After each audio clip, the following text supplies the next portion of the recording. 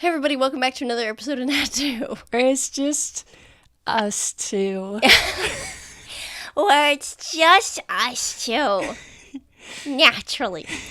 How's it going? Good. Alright, so should we... any interesting things that have been going on in our lives the past few days? Every time you ask me that, my mind goes to a wasteland. I have never done anything. Yeah. Literally, no. For real. For real? For real? No. But for I've been real? doing school. Been baking it up. Baking it up at the bakery. And, yeah, I was gonna say, and by that I mean at the bakery. Yeah. I've been toking hardcore. I've been smoking and toking, midnight toking. I'm making a little, like, zine. I keep saying zine because I mean, yeah, because that's how I want to say a magazine. A magazine. Everyone knows it's called a magazine. I'm making a little zine. It's for school, but they were like, you could do it on any subject that you're passionate about, and I was like, well, buddy, I got one of those. Yeah. I was like, do you know something about me? Also, I have like all of the attributes for it. You know, attributes, assets. Mm-hmm. So, you know, you can just go wild. I can just go wild, and then they would look at it and be like, how long did it take you to draw all this? And I'll be like, decades. Yeah, but at the time, a long time. Yeah. But now, none. And I'm gonna print it out, and that'll be fun.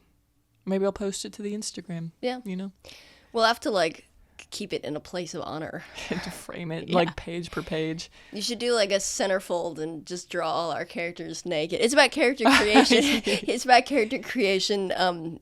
Sort of specific to D&D, but also just in general. I think. Yeah. So you'd be like, and then once your characters and their backs or whatever, draw porn of that. I'm joking. I did say, fully joking. Like in it, I was like, now like have fun, like draw them in different situations, draw them in different lighting. And the whole time I was doing this, my brain was like, yeah, draw them like sucking dick, like draw them like a fucking spotlight of them getting like railed. And I was like, good Christ. Draw some good old fashioned Rule 34 of your characters. That I have to say, the moment I learned what that was, like Rule 34, I was like, oh my gosh, I am a netizen. I am a citizen of the internet. Because then you say stuff like that out loud, and then people go, what does that mean? And you're like, if only you knew. Someone hasn't ever been to 4chan, which really, I've never been to 4chan. Job. I have to say, I was on it a few times. Oh. To understand what it was, like for anthropological research. I think I knew what it was. Well, maybe I had like a poor understanding what it was because I was terrified of it. I was as one should I was be. like, this is like a forum for people who want to like set up like assassination gigs and find somebody who's maybe willing we to do shouldn't that. Maybe we should like freaking take a dump on 4chan. Then we like appear like we close our eyes at night and we see like the anonymous masks or something. I remember hearing like a lot of terrifying stories that like of somebody being like filmed and you could watch live of them being like killed and stuff. Yeah, like wild stuff on 4chan. Like I was on it a few times. I understand what it was. I know it's like a forum. Like and there's like green text stories are on 4chan. Yeah. Like, I don't even know if it's still kicking. I'm not gonna find out. But like, you know, like when I was a kid, I was like semi online. Like I was like, I played MMOs and I had like AOL Instant Messenger or AIM or whatever the heck, and I had like an AIM like page. I never had a MySpace. I was a little young for MySpace. And like other than that, it was mostly the internet was for Flash games as far as I was concerned. Like Flash games, AOL Instant Messenger, and that was it. Yeah. I don't know where the folks come from who are like watching beheading videos and stuff like that. Like, by the way, like trigger warning, if y'all did that, I'm sorry that you have that in your psyche. Even if you feel like you're fine now, you're not, and there's someone you need to talk to. But like I had a friend that was like talking to like older guys like Yeah. on in chat, like stuff like that. I was just like, how do you even I feel like get to that part of the internet? children shouldn't be allowed on the internet, like, period, end of. Because even, like, I would be on, like, Wizards 101, like, Yeah. and it would be, because, like, you can just talk to anyone on there. And Yeah. it's basically like a little chat messenger thing. You just Mm-hmm. have a little character associated with it. I like basically grew up with the internet, and but my parents like didn't let me have stuff really to interact with the internet. Like we had a home computer, and then I had like a DS and Game Boys and stuff like that. So like, you know, very ancillary to that. Yeah. And then I got like an iPod, and I got Instagram and stuff yeah. like that. And I feel like, I don't know, like even if you're not looking for it, sometimes It'll just appear to and you. then Yeah. I'll be like, holy crap. Like when I was a kid, all I wanted to watch was like, you know, freaking like old YouTubers that really aren't relevant anymore. Yeah, anymore. And then like I would get recommended on YouTube like creepy stories, like, you know, whatever. Yeah. And then it would be like horrible like real life 911 like calls and stuff. And I'm like, good gracious. Yeah. I'm 10. I was weirdly responsible on the internet as like as much as you can be as a kid. Like I remember, look, I know all this stuff. I'm not gonna say it, but I know a lot about some stuff that was on the internet. Especially like I was really on the internet in a way that was, and I was on the internet and a child at the same time from like in the 2010s, 2015 range. So all of the lore associated with that time frame, fully aware of it. I had some pals that were just like, oh, do you want to see, you know, X, Y, like and Z. this is not tame, but this is the most tame one I can think of in terms of like mainstream knowledge of it. 2 Girls, 1 Cup. Like that was like a thing. Or like Happy Tree Friends. Yeah, or, they were like, yeah. do you want to watch that? And I was like, no. Fully We happened no. to, in case you forgot, we happen to be like children, maybe. Yeah, no, I remember at the time people would explain what happened in the thing, or they'd just be like, just watch it, it's crazy. And I would be like, no, I'm not gonna watch that. I don't have I was just not a very curious child. I think I was a terrified child. Yeah. I wasn't like, oh, let me go find out. I was just like, no. I was a child that was very susceptible to like peer pressure, so I got exposed to like freaking everything just because they were like, "You're not cool if you don't whatever." And I'm like, "Okay, I want to be cool." I was completely immune to peer pressure as a kid. Good. I think it is because of the autism. I don't know. I was completely. People would be like, "You're lame," like because I couldn't watch. I have a really like wackadoo imagination as far as like. What like if I watch scary movies, like I watched the freaking Weeping Angels episode of Doctor Who, and I couldn't take a shower for weeks because I had to close my eyes in the shower. Like it's that level. So I was as a kid, I was like, I'm not gonna watch freaking scary movies. Why would I torture myself like that?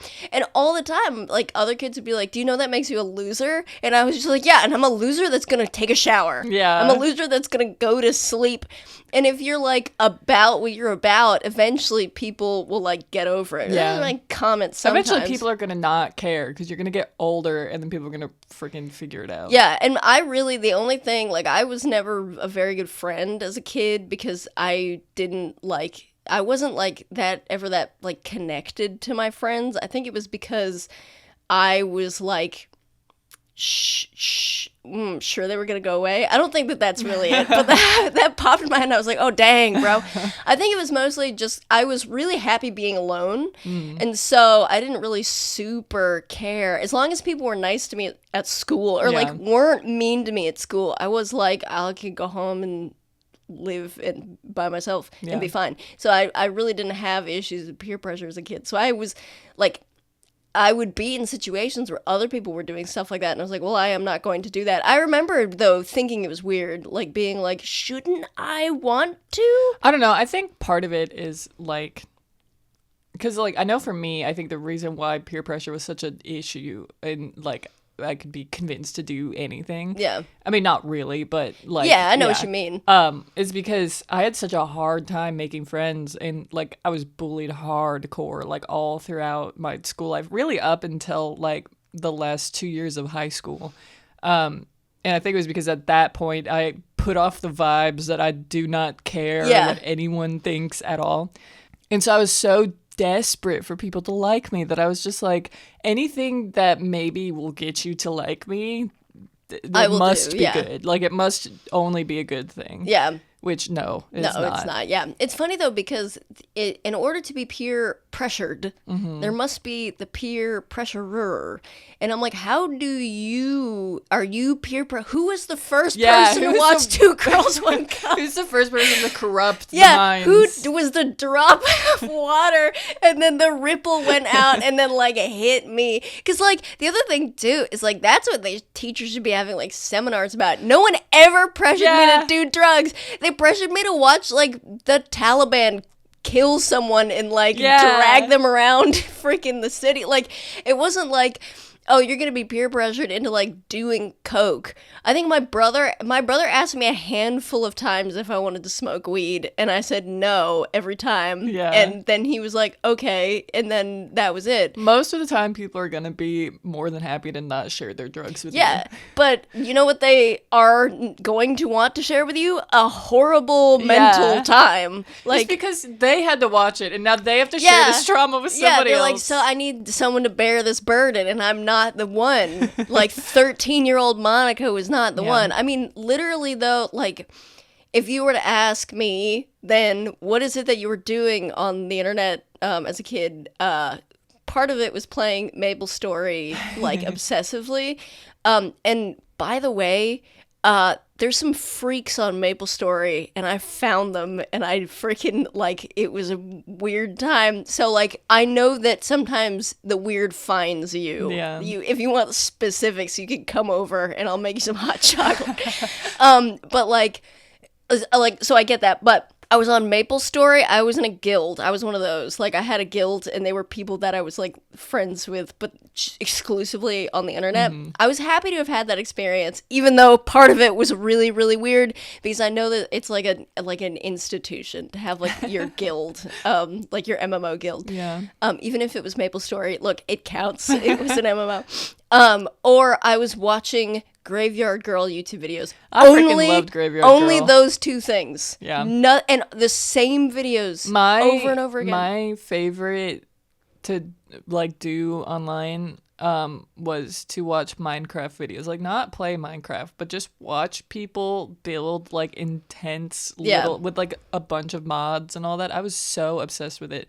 Like, those, like, 1,000+ episode series. Yeah. I was always like, heck yeah. This is, like, time for me to not think about a single thing. You just freaking zone the heck out. But the other reason why I don't think that kids should be really on the internet is that you change so much as a person, and you think so many stupid things as a child. Like, because you don't understand anything.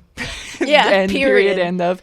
Like, you don't understand the world. You don't understand, like, you're developing your sense of morality and, like, good and bad. And I feel like documenting that progress has only proven to be, like, a bad thing, because so many people are, like, I feel like it is a thing nowadays to not think that people can change and have that be, like, redeeming about them, especially as a child. Yeah. Like, I think that, like, in some cases this isn't true, but I think that a lot of the ways that you think as a child cannot reflect yourself as an adult, because you're learning how the world works, and then you develop a brain, and you're like, oh, anything that I believed when I was 10, 9, about 8, the world, about the world is complete and utter garbage. Like, and also, I'm not that person anymore. That was a whole different person. Every year that I'm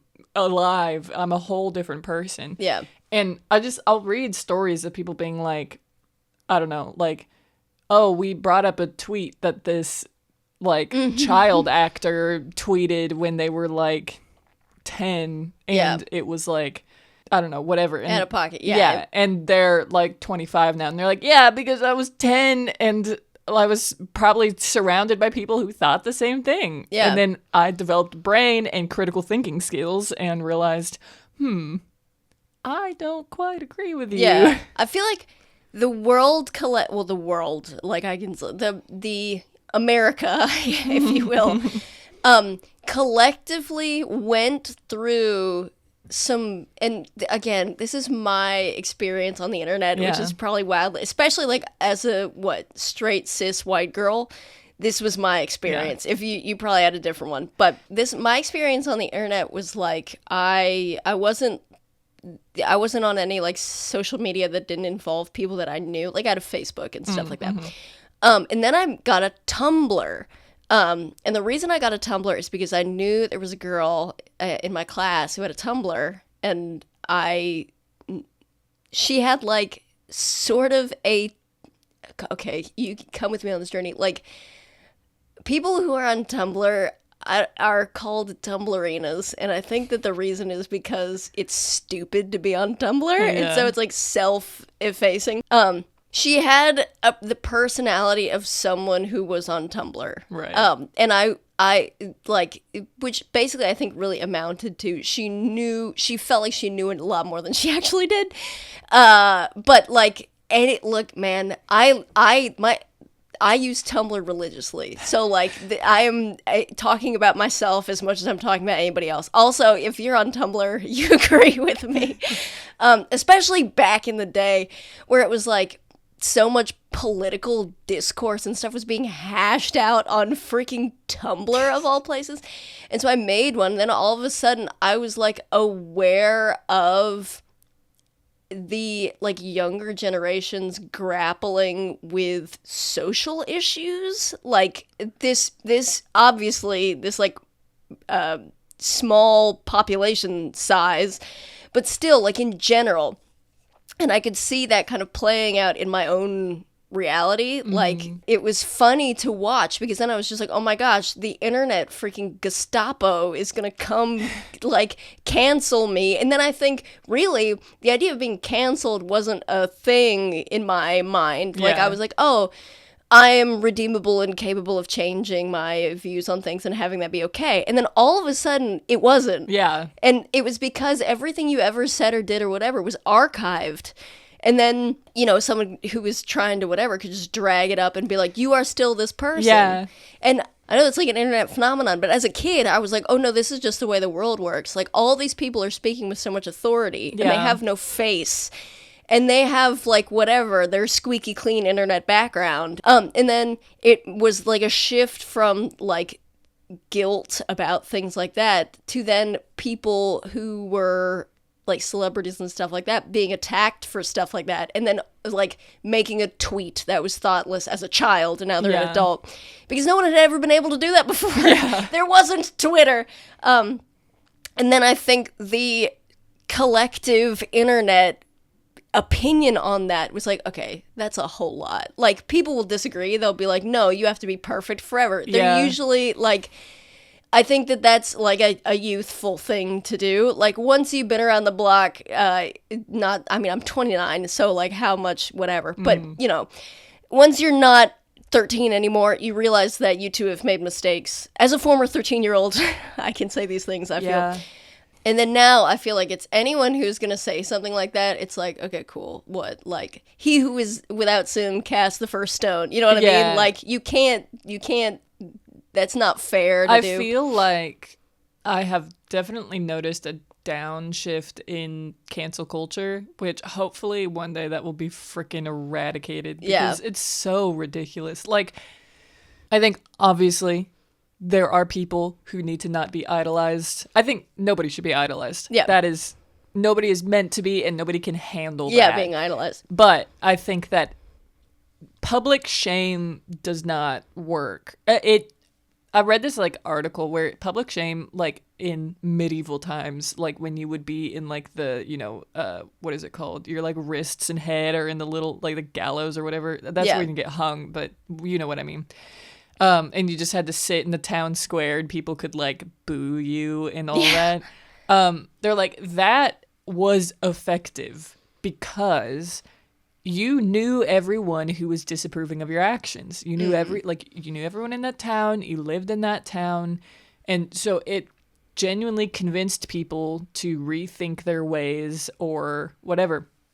And nowadays, public shame on such a large scale does nothing. It does absolutely nothing to people. It won't change their way of thinking in a way that is effective. It will only be harmful towards the person. And I think it was actually an article about Monica Lewinsky and that whole debacle. Yeah. And her being like, I was 21 or something like that, like really young. And she was like, I was stupid. Like my frontal lobe was not fully developed. Yeah. And I think that she was like, but still to this day, I am known as the Can you imagine? How awful. Like literally every person in America, okay, again, generalization, but knows Monica Lewinsky's name. Like even you would hear that and you would be like, ooh, like even if you don't blame her, there's just noted. And you know what's funny is that I know her name. I don't even remember the president that she did it with. Who freaking don't do this to me, Bill Clinton. I was about to list George Washington. I was just like, Abraham Lincoln. The moment you said I don't remember the president she did it with, I was just like, me neither, dog. But isn't that crazy? Yeah. Like that her name comes up and not the dude who was significantly older than her and the one that was married. And the president. She was a child. Functionally, I have to say though, being named Monica was rough. All that was going on, because I didn't know a single other famous Monica. Yeah, and people would call me Monica Lewinsky. Isn't that crazy? As a child, I didn't understand the significance. Obviously, it's so funny though. Let this prove to you that I'm on Tumblr. I saw a thing on Tumblr that was about public shaming, and I thought it was interesting. I haven't really, reconciled it with my belief system or whatever it is you're supposed to do. But just reading it, I thought it was interesting. It was public shame works to prevent someone from doing something. It does not spur someone on to change their behavior. Yes, that's exactly what I was, yeah. So it's it will prevent you from, if you're, as far as it is with regards to, a child, for example, if your child is acting a fool in public, pointing out all the people, looking at them disapprovingly or something and being like, this is really embarrassing this isn't, a good way to act or something like that, you will make the child... Theoretically, you could make the child stop. It's a way it's something you can employ to make the child stop, and it wouldn't even necessarily be negative, you know, because you have to think about other people and their experiences when you're around them. But you're not going to be able to, for example, publicly shame in general a child into doing their homework. You're not going to be everyone's going to freaking, you're going to be stupid idiot child and your teacher's going to be so... They're just going to believe that and, live in that reality. They're going to, or at the very least, even if they do it, it's going to be through, misery. It's going to... You're making it so they don't want to interact with any feelings associated with doing their homework because there's so much pressure. You can't. So instead, you encourage a child to do something. Yeah, because also if there's not a level of logical reasoning, somebody's not going to understand why something is bad. There needs to be and not being yelled at them, because if you're trying to logically reason with somebody, but you're doing it in an aggressive, loud, violent manner, immediately that person is going to shut off and not listen to you, because they're like, you must be wrong. You must not be telling me the truth because you're doing it screaming with such, at me. you're doing it with such you don't sound like you have authority, you just sound like you have emotions. And so I don't feel like I'm listening to a place of reasoning and whatever. But if you talk to somebody in a calm and metered manner and you logically explain the fallacies of whatever they're doing, and it's more likely that somebody will be able to come to the same conclusion. Yeah. I mean, it's the same thing, like, for example, like shaming someone into going to the gym or something. Like, look, me too, dog. I used to be like that was my motivator for going to the gym, was like shame or like being embarrassed about, I did like martial arts. I think I mentioned that. And I was like, I need to be better. I suck. I have to go to the gym to be whatever. And like, I have neither done martial arts nor gone to the gym in over a year due to, like, complete misery burnout from it. Like, it's not, okay, maybe you go for a time, for a season, but then goodbye. Like, it's not sustainable. And also, like, it was just making me miserable. Yeah. And so it's like all your associations with it are so negative that you just don't even want to interact with it. How about thanks for coming to our TED Talk. I was just gonna say, it's me, Aristotle and Socrates, here to tell you how the world works. Now it's time for a podcast. Let's just do a base, like, disclaimer. This is just, like, we opinions. are two people. Yeah, we're two little girls. We're just girls. We're just girls. We're two folks, and we have X experience. And if you have Y experience, we're not being like, no, you didn't, LOL, you had ours. We're giving you ours. I don't anticipate anyone being super pressed about this, but if you are pressed about it, consider that perhaps you don't need to be. Yeah. Okay. As I love you as a friend to a friend, as a parasocial friend to a parasocial friend. You don't need to be, because we're just here chatting, having a good time. Anyways, in the last episode, well, a thing or two took place. I'm gonna do a quick recap because it's basically in the middle of it. Vahrae teleported like hecka far from where he was actually supposed to, but he was in Harithia, or he was in Naleera. He was in Naleera, so at least there's that. Yezzy, Fingers, and Mio all went out to go look for him. The little mini game that I had deciphered to have that, like, be whatever went super bad because I didn't balance it very well, and so I had to vamp .com. So they went to go look for him, and then they had some run-ins with some bear sloths, and then scared him away, and got Vahrae, convinced him to leave Yusufi where she was, so that they could go talk to Lucian, because what were they gonna do? How in the heck were they gonna do that? Like, just leave him here for the bear sloths to come eat him again. Yeah. Like, again. Like, again. He got eaten. Yeah, they... And so they went back to the inn. Ethiad was trying to sleep, and Lucian kept waking him up, and he was very angry about that.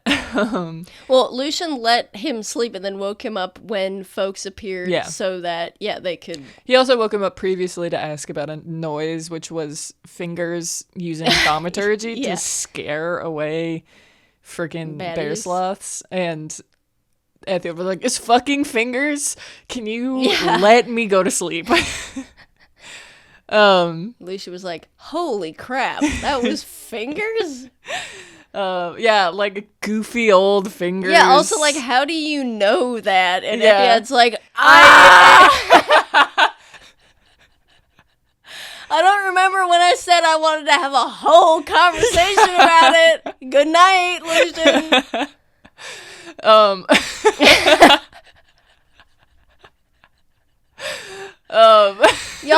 We all know what that's like. Lucia's just like, oh, interesting. And it's like, and then Finch got found by, Finch turned back into a huge... So sorry. A short I made recently. It was one that we're constantly getting interrupted. Irony. And I did like a bomb sound effect in the background.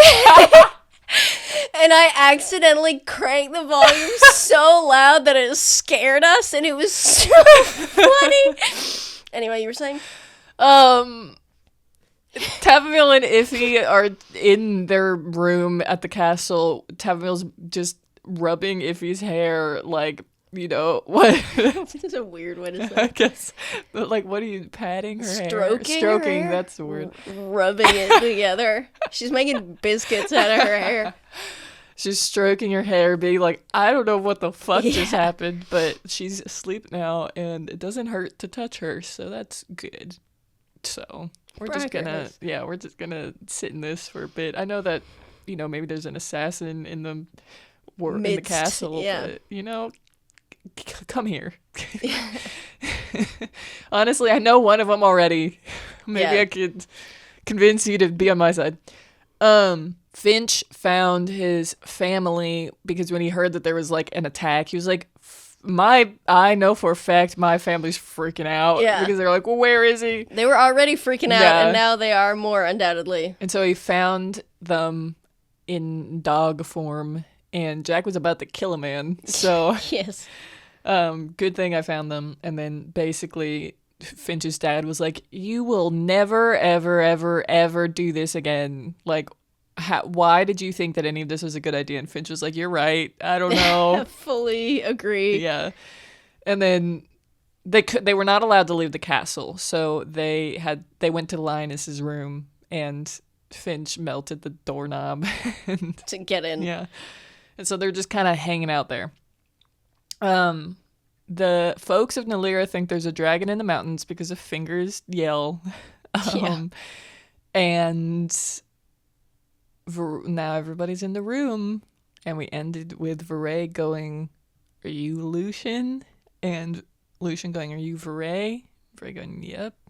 And Lucian saying, we'll start with your sister. He's like, okay. Vahrae's very like, I have to suppress all of my urges. Yeah, I have to suppress who I am as a person Yeah. to not piss this guy off.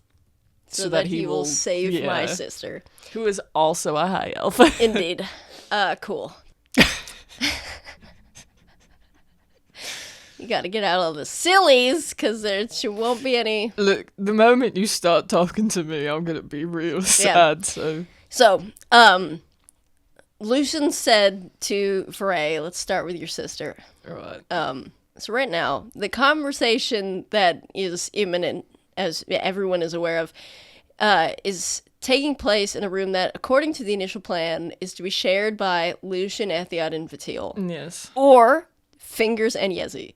That was the original pairing off. Mio will go somewhere. Oh, yeah, Mio. Pardon me. Mio, I don't know, wherever Mio wants to go. No one's really Honestly. like, yeah. It's all like orange wood paneling, and then, the floor, and then it's a stone wall, and there's like tapestries hung up on the wall to try and keep some warmth in the room. It's lit by 2 small oil lamps that are doing their very best to be lit still. Hey, at least it's stone walls. Sound is gonna be kept the heck in. Yeah, this is true. The blankets are an itchy wool. There's one on, there's just one bed, and there's one that's kind of bundled up at the foot of the bed, and then one that Ethiad was underneath. They're itchy wool, appropriate given the altitude, and they're sort of in like a dark utilitarian brown. Okay. Various and sundry belongings have been strewn about, backpacks, coats, whatever spare pieces of clothing. Lucian is sitting in a chair by Ethiad's bedside. Ethiad is sitting at the foot of the bed where Lucian can watch and ensure he does not fall asleep mid-conversation. Yeah, makes him sit up, and he's like, I'm going to kill everyone. Yeah, and Ethiad sits up and Lucian pats the foot of the bed, and Ethiad scoots himself there. Fingers is sitting on the floor near the window, and Yezi is, I imagine, standing next to him. Yeah. Vahrae is standing in the middle of the room before Lucian, basically, and Vatil is in the other room. Yeah, and Mio is like, I feel like Mio's sitting on the bed, like behind Ethiad. Right. And so Lucian says to Vahrae, I'm going to start with your sister. Right. She's on the mountain at the moment. Yeah. I heard a bit of, she's been damaged. Is that correct? Yeah. Could you describe to me what that means? It's a pretty large crack from shoulder up into her neck, a little bit down her arm. As you can probably imagine, that complicates things a bit. So I was told. Can we not use like mending or something? I mean, she's an object, right?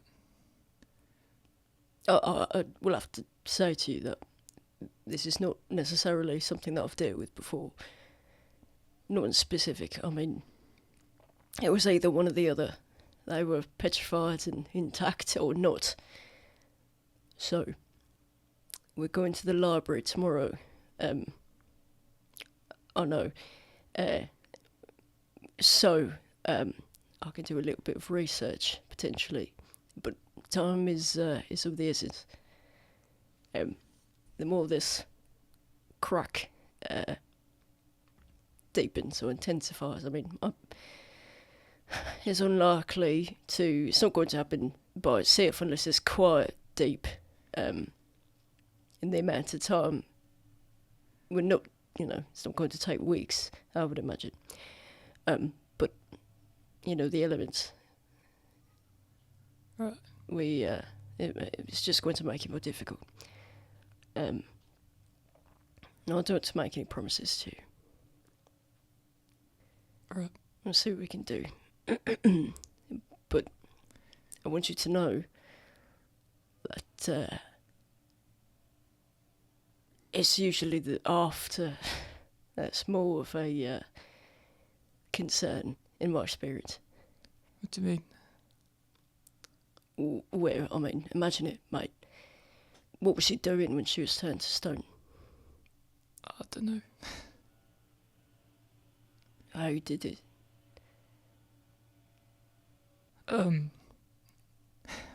Well, I was told that she did it to herself, but I don't know if that's true or not. Is there anything you can tell me about it? What do you mean? Like, she did it to herself, or she have gotten this... I imagine it was a potion. yeah, it was one of mine. I didn't realise she had it. How does this go? He looks at Yezi and asks her. What, you said 16? Yeah. 16-year-old girl is going through your bag and drinking whatever she can find. I don't know much about how she's been raised. I don't live with my parents, and I'm generally not allowed to see her. But, I mean, when I was 16, I knew that not to drink shit. I didn't know what it was, but she's 16, but she's not. I mean, she doesn't understand anything, and she's not grown up at all. And she only ever sees me use potions like bloody druidcraft. You said you don't see her frequently. Yeah. There's not a chance that she would have... I can't see a reason why someone would go through someone's potions and drink one unless it was with... If you follow me, it's quite risky, innit? Look, I don't know if she did it to herself or not. That's what I was told. Who are you told this by? I'm getting ahead of myself. The point is this. You can imagine, however you did it, however she did it, whatever happened.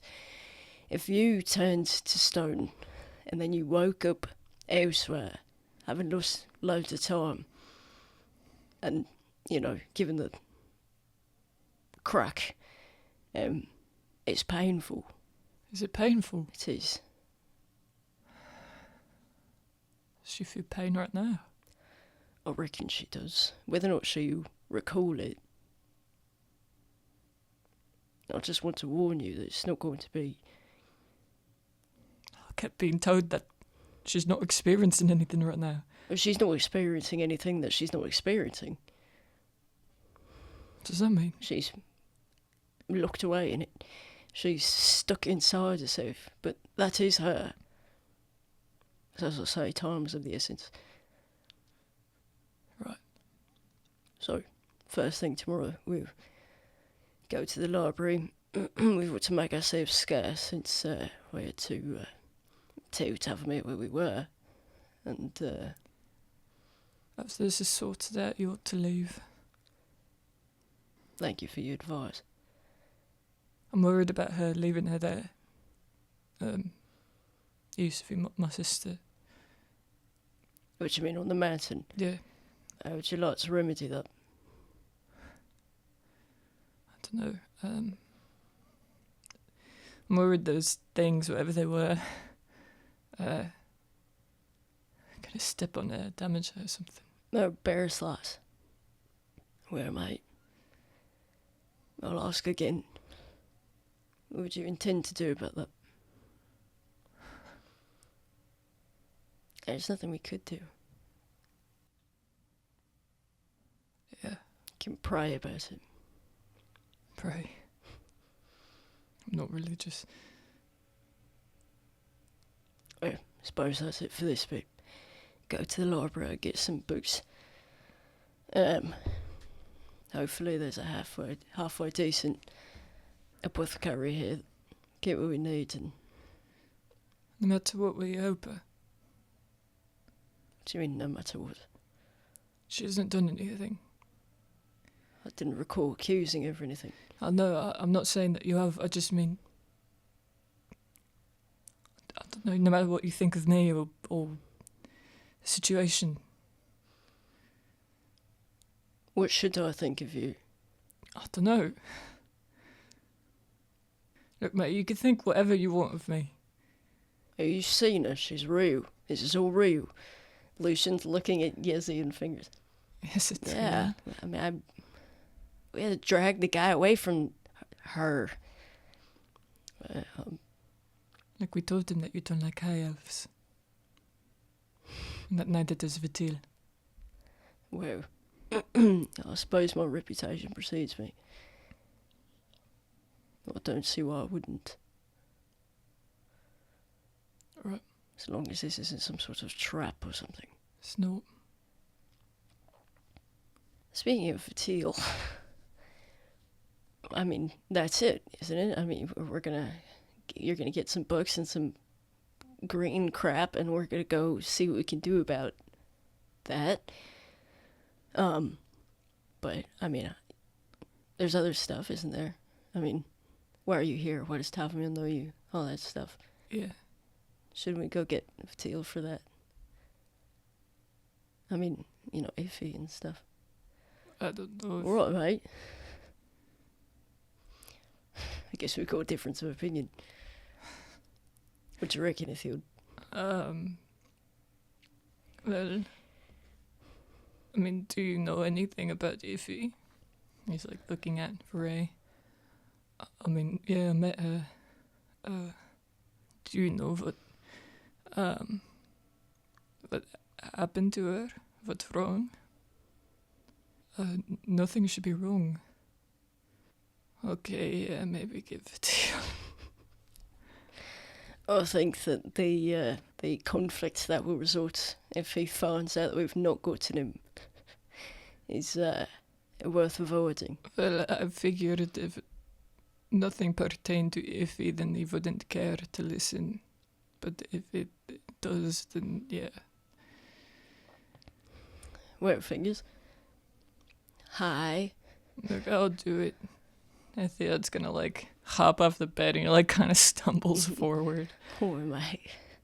And he goes towards the door and opens it and like goes into the other room. Vitil. Matil's sitting on the side of the bed, kind of vaguely looking out the window. The guy's here. What guy? The high elf. You look like shit. Thanks. I'm not allowed to sleep because he's here. So if we could like wrap this up as quickly as possible. I can't believe you really found the poor bastard. I was asleep for that. So Right. he knows stuff about Iffy, I guess. I mean, he met her, so Maybe. Well, let's go find out. Okay. Vahrae stands up and follows you into the room. Mm-hmm. Vahrae walks into the room. Vahrae's gonna like look behind him and then lock eyes with Vahrae. Good, roll a history check. A natural 20. Okay, cool. The moment you see Vahrae, you instantly recognize him. Like, beyond a shadow of a doubt, this is the guy that you recall from your prior adventure. Oh shit. Do you say that out loud? Yeah. Vahrae looks up at you and says, "What is it, the tattoos or something? Don't let them frighten you." Oh, we've met before.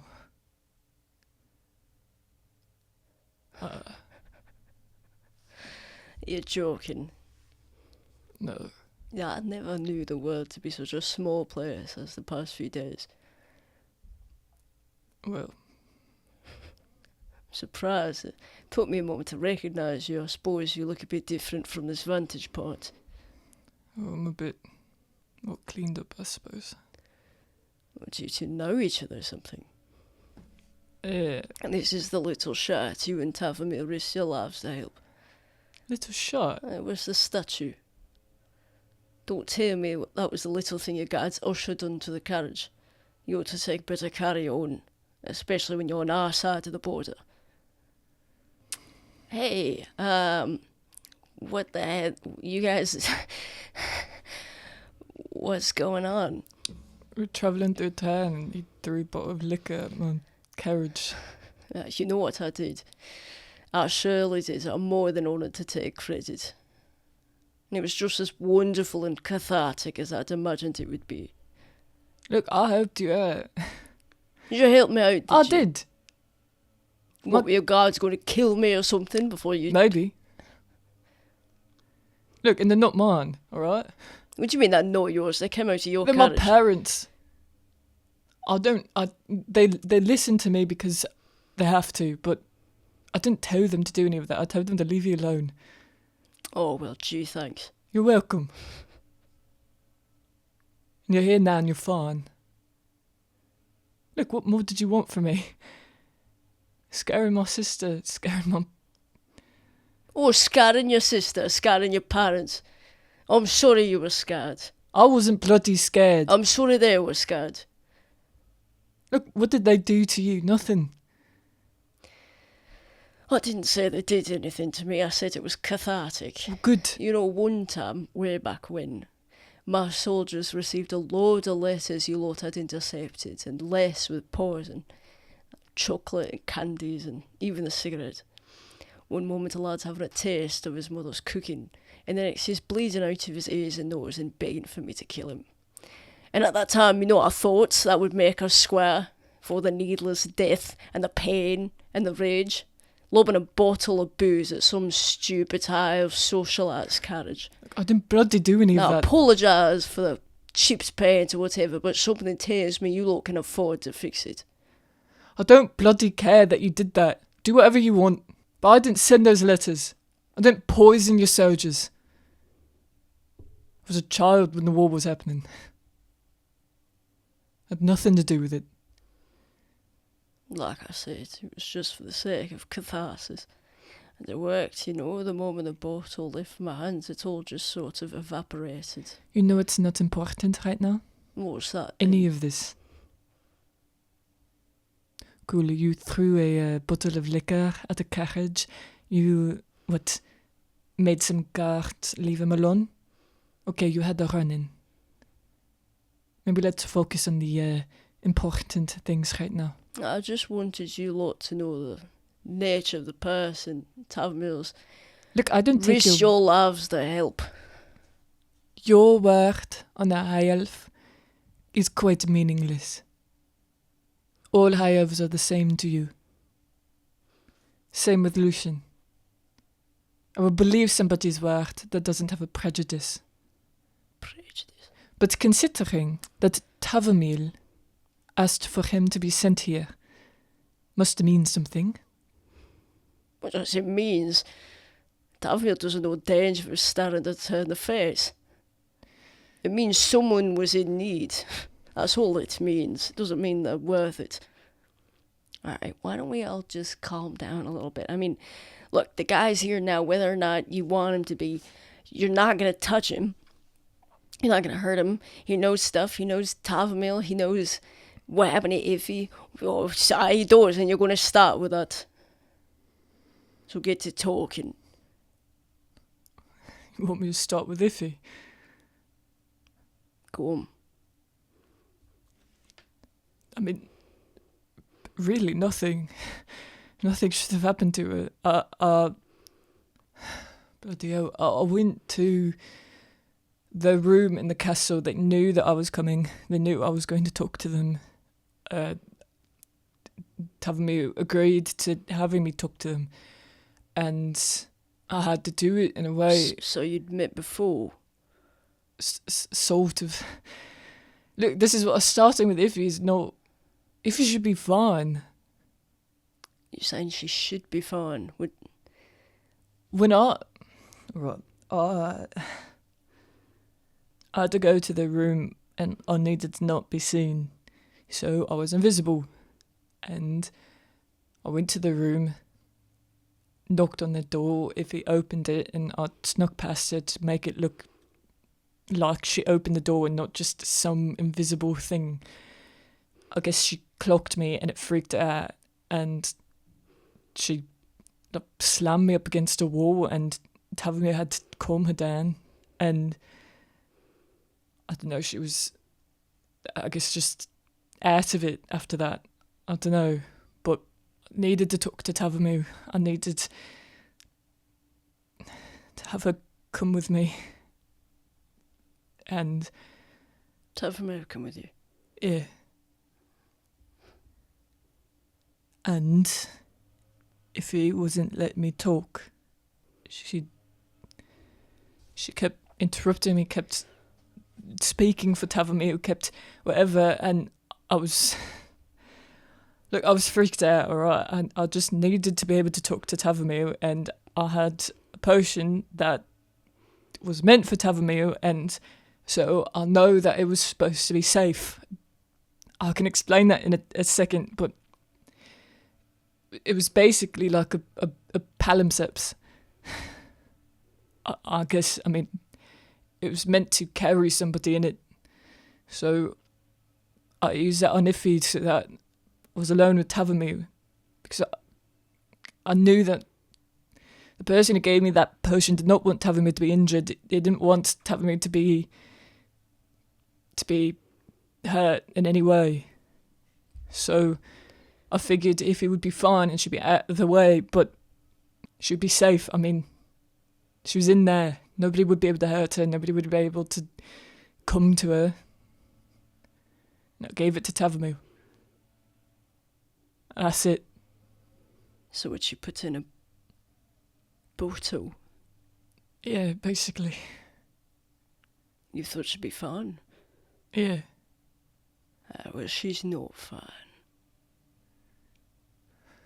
Look, I don't know why she wouldn't be fine. Like I said, that potion was... What potion? Where did you get it from? It was given to me by Tavamir's father. Right, mate. This is really funny. I'm not lying. If you let me start at the beginning, it will make more sense. Right. Right. Look, mate, what's done is done. If we know what's happened, maybe we can do something about it. You don't need to talk to me right now, Lucian. Right. I'll take it from the top. Right.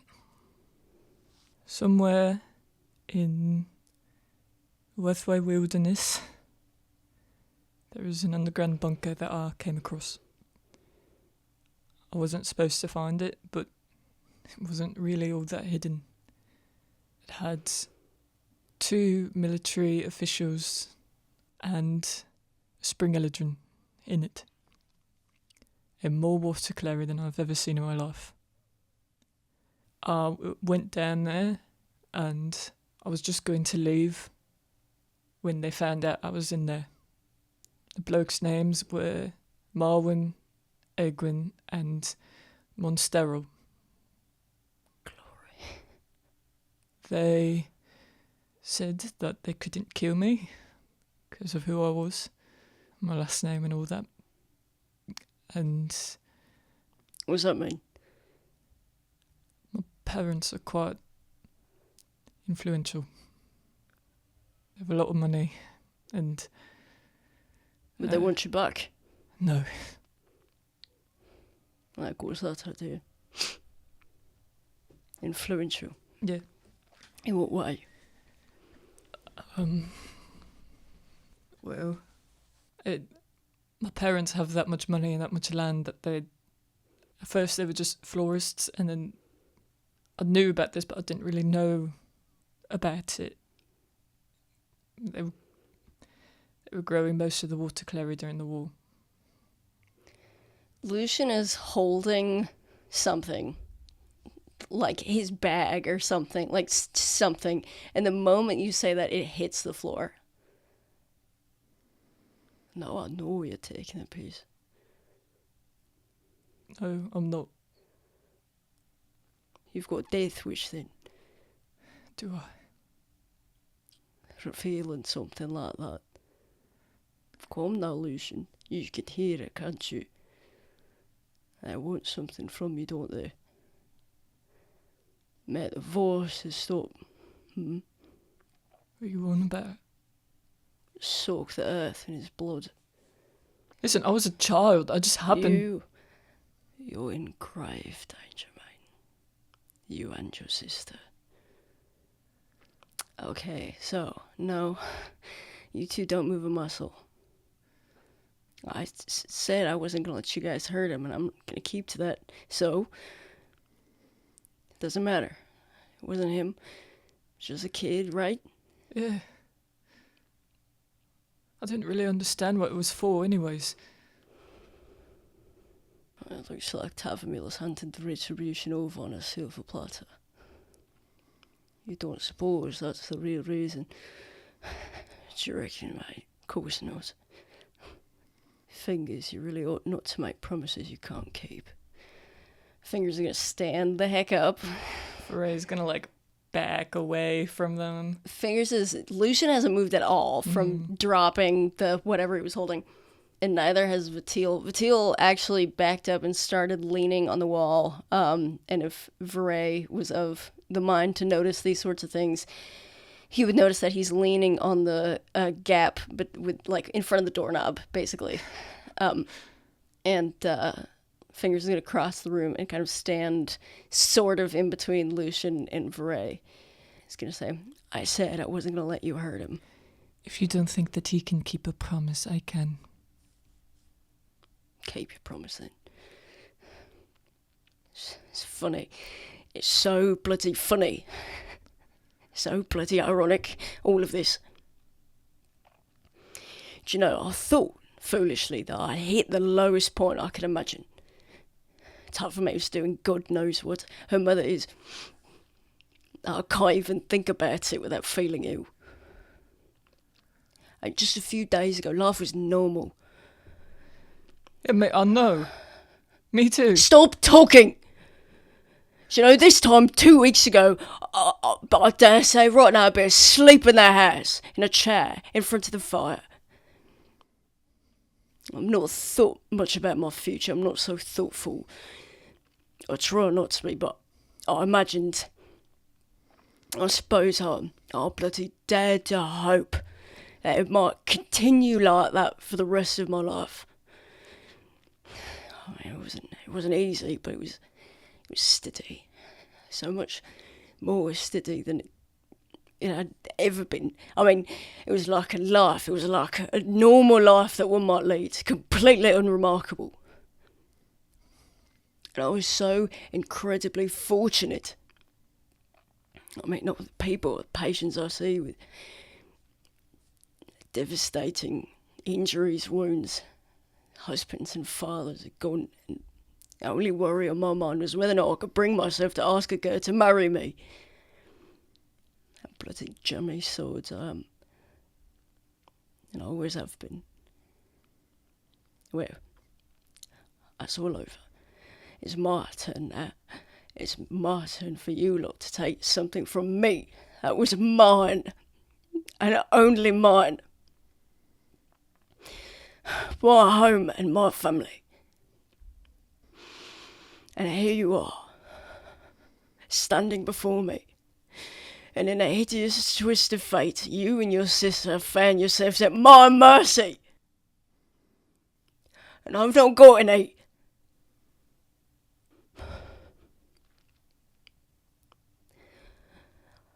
Lucian, come on, man. If you touch this guy, do you think Tavamil is ever going to? Tavamil has nothing to do with this. She does.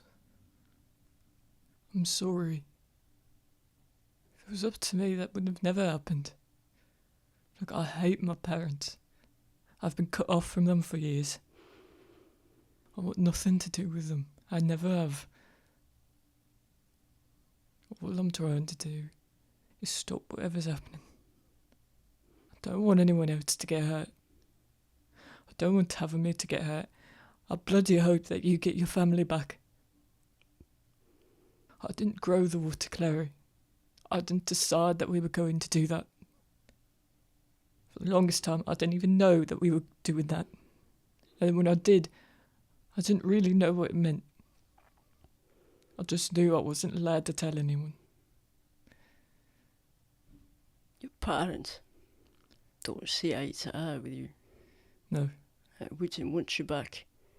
No. What's about her? They would.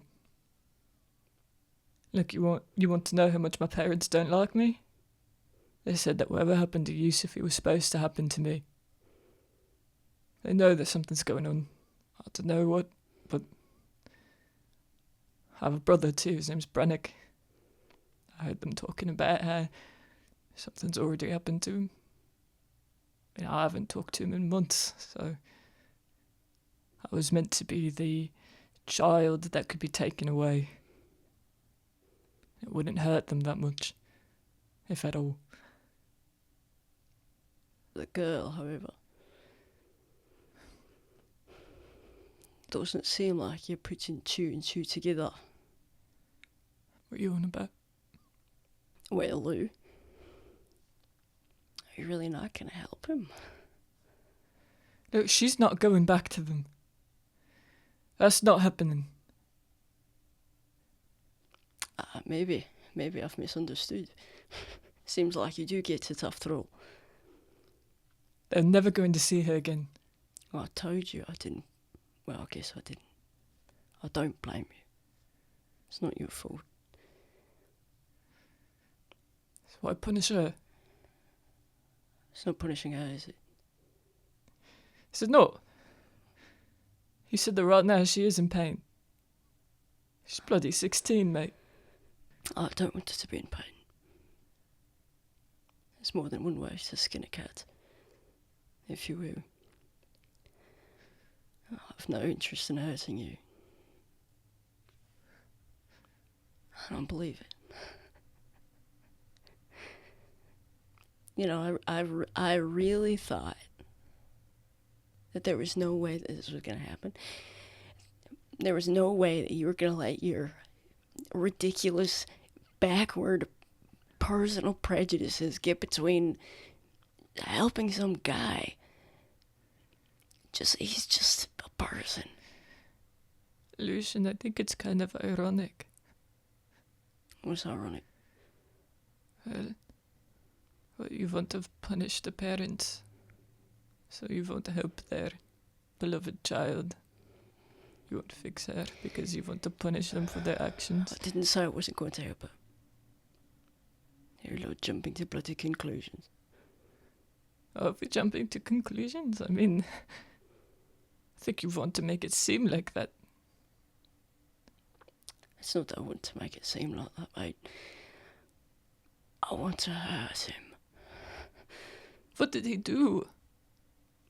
Look, this is why I say it's ironic, because my parents are labelled traitors, and I'm going to have to be put on trial if the fucking tieflings get me. So I get punished for my parents' sins for 2 people who didn't even like me, just like him. But it's not fair Edward, because you have no idea what you're talking about. okay. Not don't want to hear your opinions. Okay. Then I'm done and I'm going to go sleep. He's gonna get up and he's gonna go towards the door, towards Vatil. Get out of my way. Vatil's gonna kind of like just look at you. He's not gonna move at all. He's gonna say, just calm down a minute. Get out of my fucking Let way. him finish talking. I didn't say I wasn't going to help him. I didn't say I was going to hurt him. I've no intention of hurting him or his sister. I couldn't possibly. I would never. I'll even go any further than that. I don't think he deserves it, and neither does she.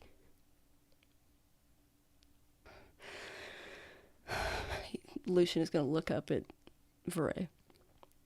So, I apologise for my outburst. It was inappropriate. You can trust me. You can.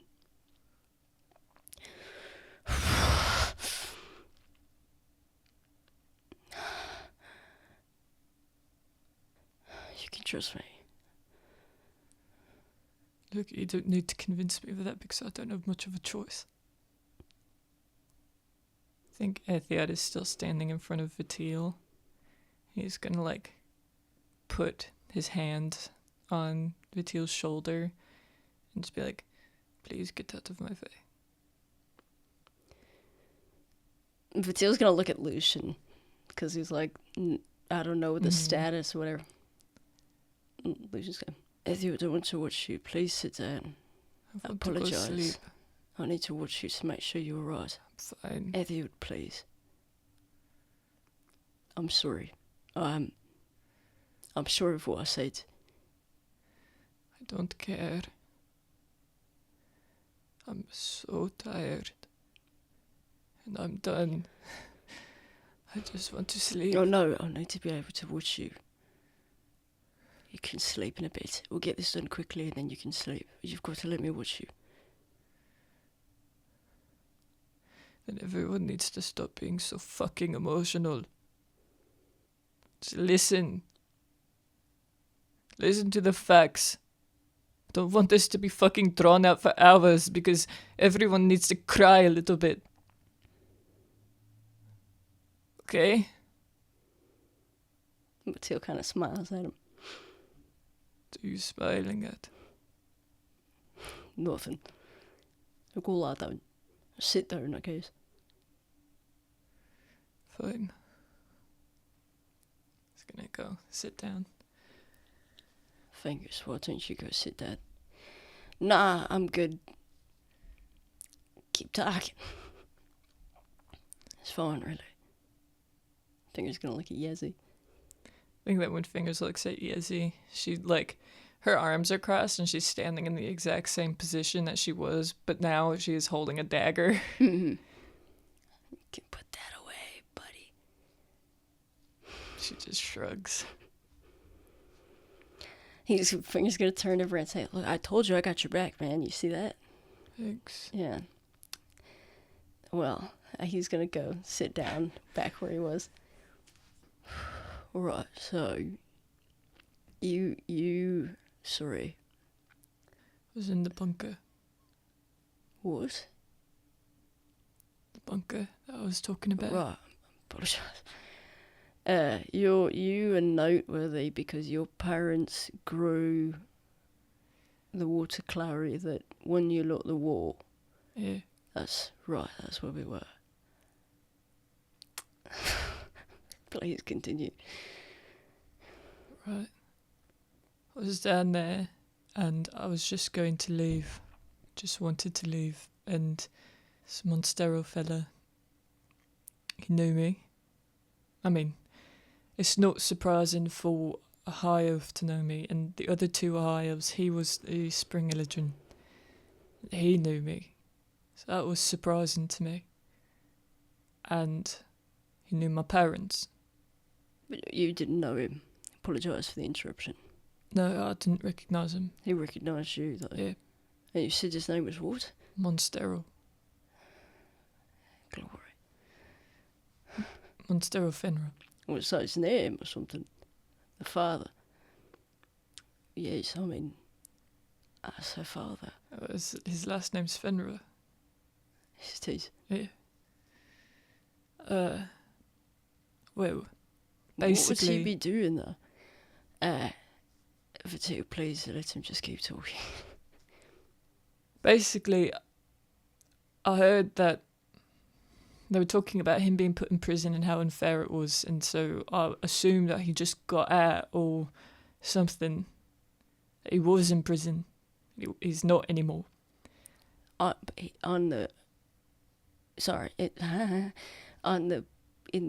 Westway soil? Like, I don't know. you don't know where he was in prison? No. I overheard them saying that it was unfair of them to put him in prison because he helped them win the war, basically. Oh, idiot. Oh, idiot, lads. But You said that you thought it was ironic. Seems there's certain other things that are quite a bit more ironic, Lucian? You look, please. I've got a splitting headache. Just keep talking, mate. okay. I was going to leave, but they wanted me to... Look, at this point, I still didn't really know what Declare did. I mean, I knew it made you see the future, but I figured maybe there was other properties. I never got a hold of any. I mean, once I didn't know how to use it. I was a child. And never after that did I didn't even know when Right, my mate, parents were growing it. It's fine. Just keep talking. What I'm explaining. They wanted me to figure out where my parents were growing it. It was the first that I heard that they were still growing it. I didn't know that they were. And they all knew that they did during the war. And they wanted me to figure out where their crops were, how much they knew about it. You said there was some in this place. Yeah, there was a lot. Like room full. It's clear they were growing it and they could grow it. No, I don't think so. I don't think they were growing it. It was like cut. Like they'd taken it from somewhere. Oh. Doing what with it? Why not just destroy it? I don't know. Look, they were quite cagey. And they were very unhappy that I found the little hard out. I mean, the door wasn't even locked. It wasn't even hidden. There wasn't any alchemy being used. So I think for all intents and purposes, we can assume that they meant for you to find it. Or someone, at least. Maybe. I don't know. But you never met them before. No. I thought you wanted him to talk, man. So I apologise, it's okay. I have a friend. He's not just a friend. I mean, he's everything to me. And I wasn't going to help them. Because, I mean, I wasn't going to be able to find anything out, frankly. I don't like my parents. They don't like me. They would never have a conversation with me about anything about that. And they told me, they brought up his name. He works in Fenweird Castle. What's his name? Van Nieuwhuizen. Don't suppose that rings any bells to anyone. I don't know. No. I think Yezi can roll. Oh? She was working for Frenthius. Okay, I dig it. And Lady Gwynth, in some capacity, aided in Tavamil's, like, kidnapping. Okay. And so... Lady Gwynth like, had for sure met Farneel. That's yeah, for sure true. So... I love names being this. passed This would be around. wild. So what would it be? History? Yeah, history. 19. Okay, I'll say this. If she does know something about it, she for sure remembers. Mm-hmm. We're gonna roll to see if she knows anything about it. She has never heard his name. Mm. So she wouldn't be the knowledge that she does have, she would not be able to connect to that. Okay. But I will say, because of the 19, I'm going to say that she does know something, but there's going to have to be some other trigger for it than his name. Okay.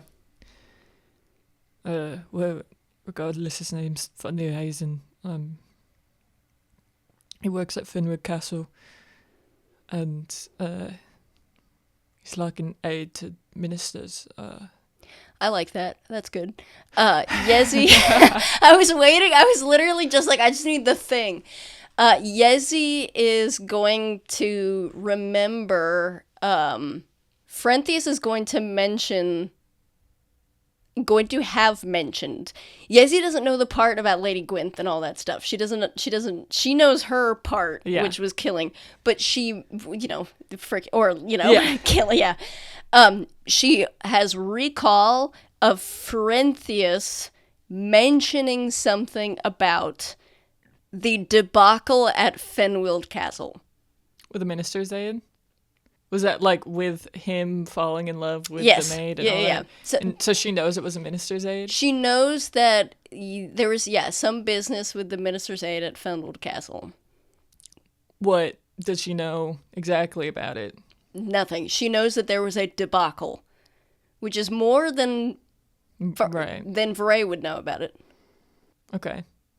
I think Yezi's going to be like, I think the thing that would stick out to Yezi is the mention of Fenwild Castle, and that there was some sort of debacle there involving a minister's aid. Okay. I worked under Minister Gwynth, and so... Pardon me, what was the name of the minister? Gwynth. Your friend? Yeah. Where is he? I've got so many questions. Well, so I wasn't going to help them, and they brought up his name, and I think that like Vahrae is getting like teary-eyed, which she's like, this never fucking happens to me. Sorry. It's okay, man. Look, if you're trying to appeal to our emotional state... Not bloody trying to do anything. If he's gone, I'm sorry. He's no... well... This whole organisation that I came across, they claim they're trying to find a cure to water-clary sickness. Monstero's the one who created the vein of water-clary that won the war. Oh yes, Lucian, quite a few things ironic. Will you stop, mate? They're not the only ones trying to find a cure. The old King, Kaiser, is incredibly sick. So why he's not the king anymore? I believe, honestly, he has the worst of it. Would you believe if I told you we managed to reason that out for ourselves? Well, so they're not the only ones trying to find a cure. But they are the only ones that aren't using test subjects, at least to my knowledge. I'm not certain it's happening at Fenwood Castle, but I know it's happening to Fenrir, and that's where he was. They're getting people sick with water-clary to try to use various treatments on them. I suppose it's not helpful for me to say that sounds like a hive. I didn't believe him at first, so I sent to Fenrir. I was leaving on my way back to my parents, and the only thing I got back from Fenrir was him panically saying the king is crazy and to find Marwyn. So I went back, figured that if Fenrir knew about them, that they were to be trusted, at least to some extent. So they told me more, and Do you know how they get sick? When it gets bad? I do, yes. How? What do you know? Suppose there's no point in keeping secrets. I know that Taverner's mother's sick. Suppose we get to that bit. They lose the ability to sleep.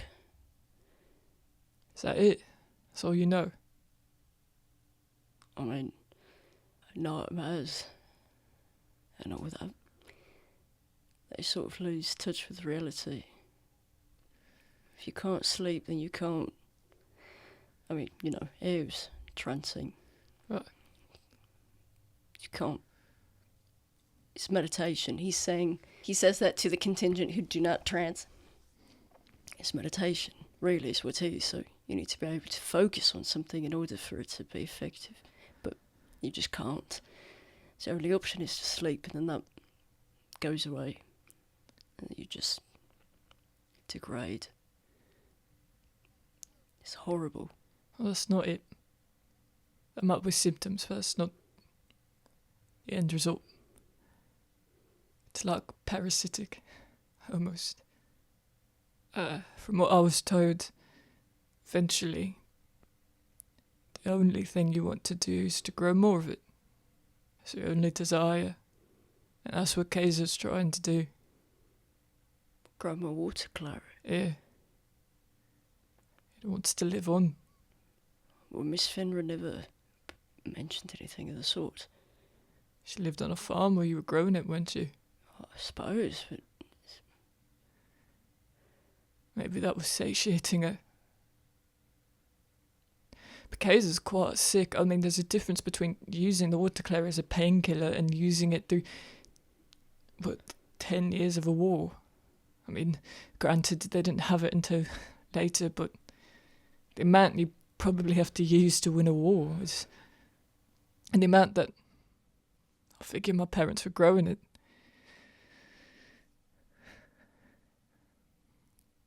Regardless, what do you know about it? Why do you know this? that's what they told me. So your friend didn't mention anything about some strong desire to grow water clary or something like that? I don't think he's so far gone. Sending can only do so much, and I haven't seen him since... I was told one day that I tried to visit him at the castle, and I was given a note by a maid that I wasn't allowed to see him anymore. And they said that he volunteered to do this, but... That means very little. Yeah. I was also told, though, that he's from Marithia, and it helps if you have no family that's going to miss you. If you die. So, It's good that you're not there anymore. What sort of a place have you come from? Yeah. I was never so jingoistic as this exact moment. For all my pomp and circumstance, I mean, I've got my own, I suppose, you know, what, desire for revenge or something like that. But I always thought it was just sort of two sides. I'm starting to think that we were right. I always thought it was not necessarily a fair fight, but not even equal. What sort of a place have you come from? well, you see the one that was, there was a thing at Fenwood Castle with the maid and the minister? Hi, hello, what are you talking about, Yezi? Were you there or something? No, Frentius mentioned it. When did you talk to Frentius? Well, Wait, mate, she was sent to kill me after all. Oh, you mean like a long, long time ago? yes, What did he say? he just said there was a debacle at Fenwood Castle with a maid and a minister. Was he a minister? Sorry, minister's aide. Have A debacle with a maid and a minister. Bloody hell funny. Lucian, do you want me to explain it to you or something? Look, I wouldn't be surprised. Not that Funny's that type of guy, but I met his maid, and she seemed a bit too cosy for comfort. I don't think that we can say for sure that was them. No. Well, if it was them, I can see why they would have cause to shut him up. I have a way of asking. I mean, What? I've met the maid. I can send her. Eventually, I can't right now, but... Was she the one who gave you the note? No. Well, like Lou says, there's no way to know for sure. Regardless, he's being tested on. And so they told me that for me to help them. And told me about in what manner the king is sick. All that. You said that they told you, these two military, Moen, whatever. Yeah. And Monstero. What does he know? What do they know? I don't know. You said it was him who was imprisoned. I think. It could have been any one of them. No, I overheard my parents later on talking about another person who's whose whole idea was for them to grow waterclary, being in prison. And later, I think it was some alchemy shit. I remembered when I was 8, around then, that my dad had Monstera at our house at like a party, and they made some sort of deal. And I just remember my dad telling me that we were going to make a bunch of money. But they said that he was in prison. At least they think that. Maybe they think that he still is. Look, all of this is pieces that I'm piecing together. I mean... So your friends in a bad way, and yes. That they're going to get you out. My parents were set to go to a ball at the Telenthi Castle. I frankly don't know what it was for. It was just going to happen. And my parents and Yusufi were set to go. And they were going to be leaving like that night. So instead of me trying to find out where my parents were growing waterclary, they wanted me to see if the king had any, King Telenthi. To ask questions, see if maybe the king was acting odds, if he seemed ill. Quite frankly, I don't think that's why they wanted me to go, because how in the hell was I supposed to find that out? So I went, and when I was there, I found that I had 4 extra potions. One, I knew it was flesh to stone. The other 3, I had no idea. One was labelled Tav. One was labelled Drink if caught. The other one just had a bunch of X's on it. So I went out in the town trying to find an identify potion. Or a couple. I figured they wouldn't be too expensive. I know they're not that hard to make. But being a high elf in the Telenthi capital, I couldn't find any that I was allowed to buy. But I did hear mention of a spring eladrin. And earlier that day I got a sending from Monstero that if I saw a spring eladrin, to stay away from her. She was dangerous. That's for sure. She doesn't seem too dangerous. Look, I didn't know whether or not to believe them. I didn't care about helping Assad. I just cared about helping Fanu. What was this potion? TAV? TAV? What was that one? Did you find that? That was the one I used on Iffy. The palimpsests one. That's the teleportation. I still have the other one. It's I sent to Monstero eventually asking what they were, And he said that the last one was it makes people go crazy. Well, I'll see if it comes in handy. Right. So, You said that she was dangerous. yeah, Spring illiterate care.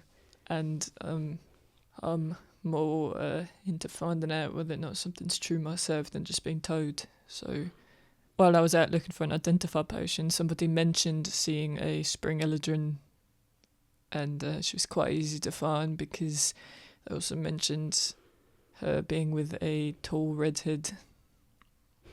And so I found them, and Stealing all that.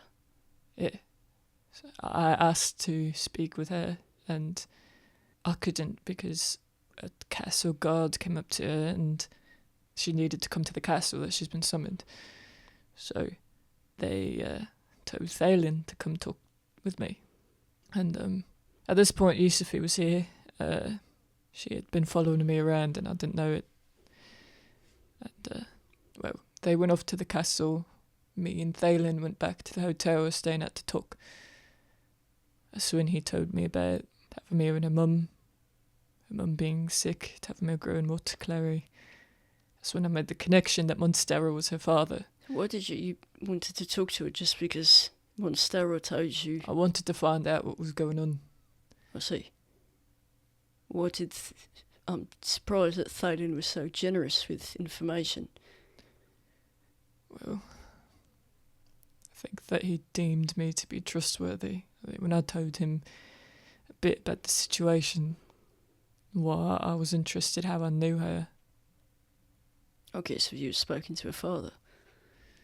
Well, I didn't make the connection that it was her father until he told me about the farm burning down and her mother, because when I first went into the bunker, the first thing I heard was Monstero asking if it was all burned down and if his mother and if his daughter and wife were safe.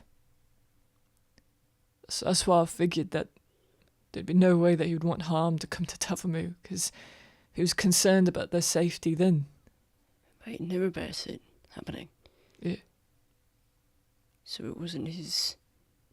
It's on a need-to-know basis or something. They didn't ask him, or they didn't let him know. Or, I mean, I guess that makes sense. I don't know how he knew. I don't know if he orchestrated it. I don't know what. But it might have been part of their plan to eradicate Autoclary. I mean, I found out later that my parents were conscripted to go to the castle and bring Yusufi because they were not allowed to be at their house. And that's part of the reason why I didn't teleport there, was that I was told by Frenthius that it wasn't going to be safe, that there were people there. So they might be trying to find out where the waterclare is being grown. But on my way to the castle, I mean, I figured out that my parents know nothing. They're not in charge of the money anymore. They're not in charge of where stuff is grown or how much is grown or what is grown. They don't know anything. Or at least when I was asking questions, I used a potion, what's it called? Detect thoughts. And it seemed like they were telling the truth, that they don't know anything. But I talked to Thalen. We were talking a bit about the situation, and then there was a knock at the door. Well, that's when I found out that I didn't have flesh to stone anymore. Went to Yusufi and very, very sternly tried to get the truth out of her, and I figured she wasn't lying when she handed me Druidcraft. I told her that what she took from me is very, very dangerous, and I figured she wouldn't disregard that. But I made her quite upset, so she ran away. There was some guards that showed up requesting to speak to me and Thalen. And they said that they were guards of Eucilius Frenthius. I've met him before, and they said that they were going to take us to the castle to speak with him. I gave Thalen the choice about whether or not he wanted to come, and he did. So we went. And then we continued on past the castle. And I stopped them and I said, "You said we were going to speak at the castle." I said, "You didn't have to come." I asked Thalen. He said that we've gone this far. He said something about having nothing left to lose. So we kept going. They, I suppose they didn't know that I knew who Frenthius was, because they took us down into a cellar, opened a door, and who was in front of me was not Frenthius. The moment that I said that, they took a hold of Thalen and shut the door. I suppose that's a mystery solved. What I know about Thalen is that they're taking him to Wethway territory. I sent to him. He said something about it being a long way to Wethway territory. So, I don't know where exactly they're taking him. I don't know what they're going to do with him. But, I talked to this man. His name was Farith. Farith. It's the guy that tried to kill you. Oh, and I was... Mm.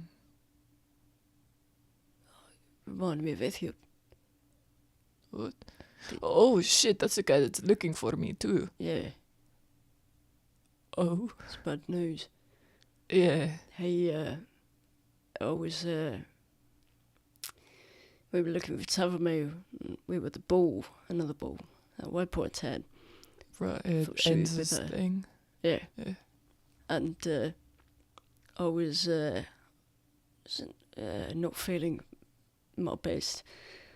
And, I was kidnapped, I suppose, from the, taken to some warehouse or something. I'm a bit hazy exactly what transpired, but if he was able to get me out to where we met, but to our knowledge it was Farith doing. Right. Well, it's not surprising. I mean, he put up Zone of Truth and speaking to me, and told me about my sister. As who told me that she did it to herself, so I'm not sure whether or not to believe him. And he's basically holding her ransom unless I gave up Tavamir to him. Now, I had no intentions. Unless you gave up Tavamir to Farith. Yes. I had no intentions of doing that. Was he once with her? I don't know. Look, he thinks that Monstera has a cure already. Ah, I see. So maybe as a bargaining chip. What, and he's withholding it because he wants I Tavamir? don't know. But Frenthius, he knows he doesn't have a cure. And I mean, he doesn't. He says that they're working on one, but they never said that they had a cure. Farith doesn't believe him. I suppose not. I see. So, look, I didn't know who to trust, but I figured that Farith at least was willing to use violent methods that I did not want to partake in, and when they mentioned Marwyn, I was leaning more towards the other. So I left. Thalen was gone, and I got a sending from Monstero as well that I needed to bring Tavamir to him, or, in his words, all was lost. I don't know what that means, but The only thing he'd mentioned about it before then was that she was dangerous. yeah. Did he mention it by name? No, I don't believe so. How do you know it was her? It's the only spring illigen around. See. At least to my knowledge, I didn't see any more. He mentioned something about spring illigen wanting an audience with the king. So very, very limited. Understandable. So what I could do in the moment was go back to the hotel I did, where I found out that they painted it like I did it to my sister. I don't have a great reputation. It'd be quite easy to convince others that that would be true. I suppose they needed somebody to blame as to why she turned to stone. And I was an easy scapegoat. So they were saying that I did it. And so when I found out with my parents that some things happened to Brannock, they didn't tell me. I was listening to them. And mentioned something happening to Brannock, and I talked to my mum. And she said that whatever happened to you, Sophie, that was supposed to happen to me. I think that they've been scared for a while that something was going to happen to them. I don't know what they think is going to happen. I suppose I don't know what they know, but regardless, I went to the ball. So these are the people that grew water clary during the war. Yeah. Wouldn't they be national heroes or something? Well, I mean, look, there's a chance that it's not necessarily safe, don't you think? And the man who made the water clary was thrown into prison. Was it after they realised it was dangerous then? I have no idea. But what I do know is that high elves do not attribute their win to the water clary. So why would they be national heroes if they didn't help win the war? I suppose. I mean, but at least you're aware of it, aren't you? You lot, aren't you aware? Of course we are. I mean, it was at least somewhat helpful, no? Bloody hell, mate, you know high elves, you have a prejudice against them. Some of it's true. What I mean is, no one knows that your family grew it. Is that true? Or have they got like an inkling? It's not generally talked about. But well, people have an idea. Isn't it dangerous for you lot to be here then? To be where? Or in a territory protected by the treaty illusion? Well, I mean, just because you protected whatever this is, Look, I think high elves know that there's rumours about it. I don't. It's not like we knew, is it? Look, I would consider myself someone who would like to know. Said the Thonogod name. None of you knew what that was. That's true. Someone might, wouldn't they? We could get out. Would you be in danger? Well, that's why they have guards. Well, Lucian, I've got to say, good. I mean, clearly the hives don't care, and I'm sure we'd be happy to exact our revenge the moment we were able to. But I mean, I'm surprised that they would let them over the border. Not the hives, for their own safety. Like I said, they were instructed to go. I don't know who in the Telenthi castle knows anything, but when I went, people were being searched for potions, any forms of alchemy, weapons, all that. When I went, I have a bag of holding. I mean, I turned it inside out, but they didn't search me at all. Really. They didn't try. That's odd. I think somebody wanted me to go in. But we went to the ball. At this point, my plan was to have Tavameu come to the bunker with me. We would find my sister and we would go. I didn't know what else to do.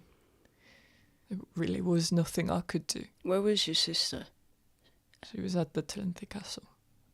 She was in the Silver Wing, which I gathered is where all the High Elves were staying. My parents weren't allowed to go see her last. They were told she was in critical condition, and I gathered from Frenthius that she wasn't supposed to be cracked.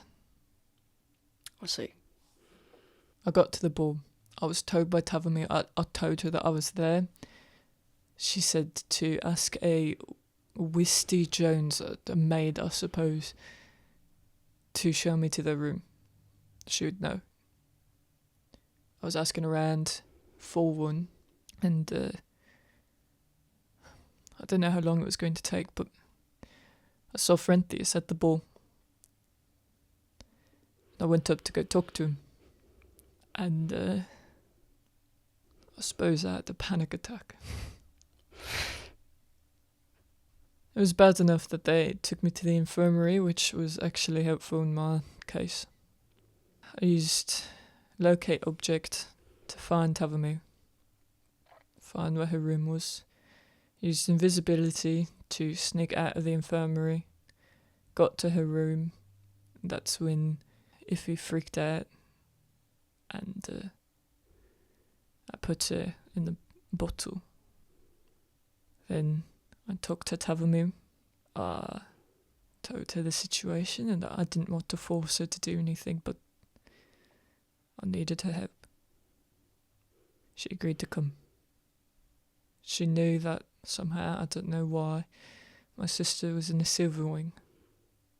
So we became invisible, made our way over to the Silver Wing, trying to get as close as we possibly could.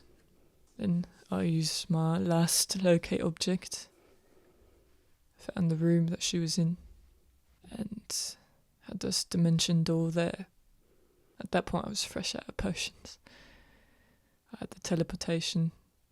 Well, I thought I had it. Frenthius had taken it off of me without me realising it. So we were in that room. Long story short, Frenthius showed up. He got in the room, told me that give me the potion back, but that Tavamir could not go with me. That... She's there, isn't she? She's at the castle still. Yes. At least that's where she was when I left. He said that she couldn't leave because she was suddenly missing. She didn't go out through the front doors, and that people knew that she was gone. That it would force the king's hand in a direction they didn't want. It would lend credence to the story. That's what you mean? Yeah. He also said that anyone, her mother included, has been sick with water Clary up to this point are long gone. Tavamir mentions... Sorry. She's quite brave. She mentions something about Frenthius threatening to kill her mother. She said, "Why should I care about your life when you threatened to kill my mother's?" Tavamir said that. Yeah. Doesn't sound like it. That's what she said. He said that he wouldn't possibly be able to kill her because she was already dead. He intimated that she's still breathing, but that he's tried everything to try and help her and that nothing's worked. And that there's no hope for those who are sick now. There's only hope for a future with no water Clary. He said that's the same for my mate. I don't know how that could possibly be true, but Tavamir wanted to come with me, but Frenthius wouldn't allow it. And eventually she told me to tell Monstero that she doesn't know what he's looking for, but that he could stop finding it. And he would never be her father. And Frenthius told me that if I wanted any good to come from Monstero, to not tell him that. Frenthius said that Enza is somehow a part of this. I mean, at least he's aware of what's going on But he's basically useless. I mean, he's bloody 18. So... and that basically Kaiser wouldn't care if Yennefer was gone. Yennefer's safety and existence is not his priority. Tavamir gave me your location. I'm here. If there's any consolation, she's unhurt. As far as you know. When I left, she was unhurt. So was Iffy. As far as you know. Well, lad, I sent Iffy. I don't know what she did to her. What's happened to her. She screamed at me to stop. She was sobbing. Told me that it hurt. She didn't say a word back to me. Like I said, the thing I used on her was meant for Tavamir. And he doesn't want her hurt. You know that for sure. No. This strikes me as evidence to the contrary. Yeah, Lucian. What do you mean? If this potion was made for Tavamir, and it's caused Iffy so much pain. Can Yezi roll, like, I guess it'd be Arcana check. Yeah, as to the potential nature. Yeah, man. Roll it up. 9. Yezi is not super familiar with you just kill. Yeah. You don't need to, like, put him in a bottle. Lucian is going to roll a disadvantage Arcana check because he's... The moment you mentioned Tavmil's mom, he's really checked out of this whole conversation. He rolled a 2 or a 3. What is he at? What's his plus to Arcana? He's got a +6 to Arcana. So basically the same as... So, yeah, he doesn't know anything. And he's not even going to respond. There's questions to answer. I think that's quite a big one to try to discover the answer to. Seems to me like Monstero wants Tavamir. Can we agree that that's true? Yeah. We've got... You said all this plot to everything is lost unless he has her or something. There's any moments beforehand he tried to get in contact with her that you know of? Is he asking Vahrae? The class, everybody. No. I mean... From what I know, Tavamir does not know her dad. She doesn't know him, no. Well... Come to think of it, Lou, you recognised the name, didn't you? I don't know anything, I just know, I know his name. How do you know his name? Well, Cynthia told me. That's all he's told you about was his name. I know his name. Well, Cynthia told us about him being a traitor and having to flee to Vahrae territory. Cynthia told you that? Yes. Back at the woodcutter's arms. Did you torture him or something? No. In fact, Tavamir was the one that convinced him to tell her. Something about angry that no one tells her anything. And then all of a sudden your man starts talking about treason. Well, I thought it was a secret. So you do know something. By all means, just sit there quietly, not saying anything. I don't know, I don't see what's relevant. Clearly, he's defected to Vahrae territory and you can put together what you like. All Cynthia told me was that he thought it was immoral for us to take a shot at such a small nation. He thought it was, I guess it was against his principles. And I suppose there's something to be said for a man who goes to fight for what he thinks is right. That's all I know. And you said you heard all of this from Cynthia. Is that true? Tavmir's mother told you something as well? No, Tav's mum is... She's not so keen talking about it. Cynthia, I think, thinks that she's dunno, still got holding a flame from or something like that. What do you reckon? I don't know. I never brought it up. I don't think it would have been appropriate for me. I had no interest in any case. It was a secret. I mean, I was bloody sworn to secrecy only. I didn't even know anything about it for a long time. Well, why did he tell you then?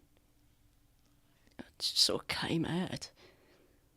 We were just talking and then... Poor Tavamil. Nobody ever tells her anything. Well, you've got to understand, mate.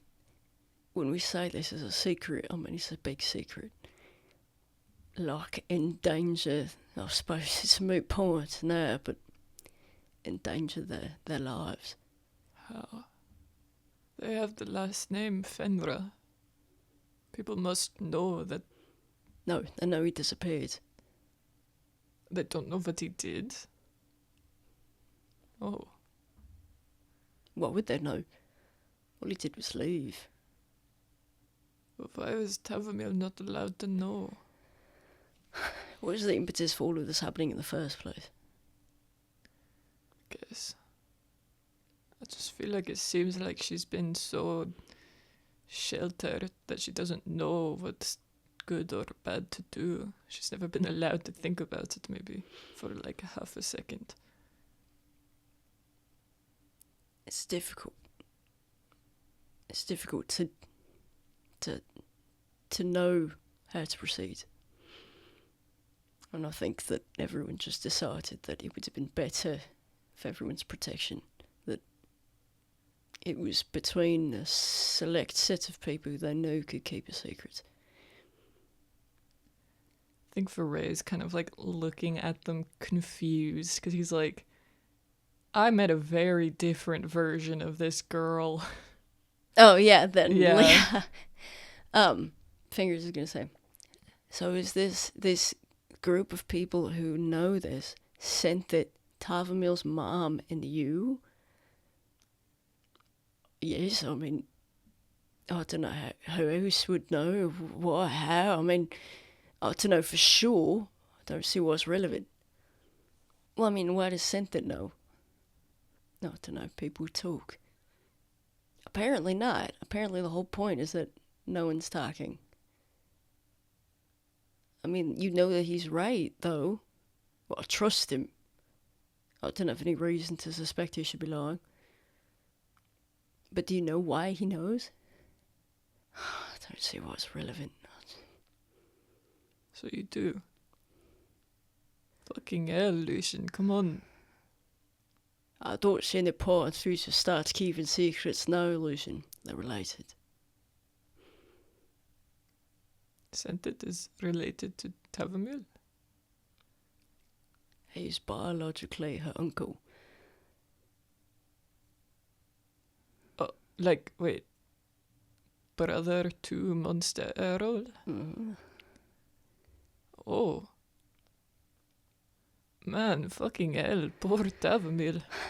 Well, like I said, it's a big secret. It wasn't my place to go telling people things, I just want to say. I don't think he wanted to tell me all these things. Like I said, it just sort of came out. Did he change his name?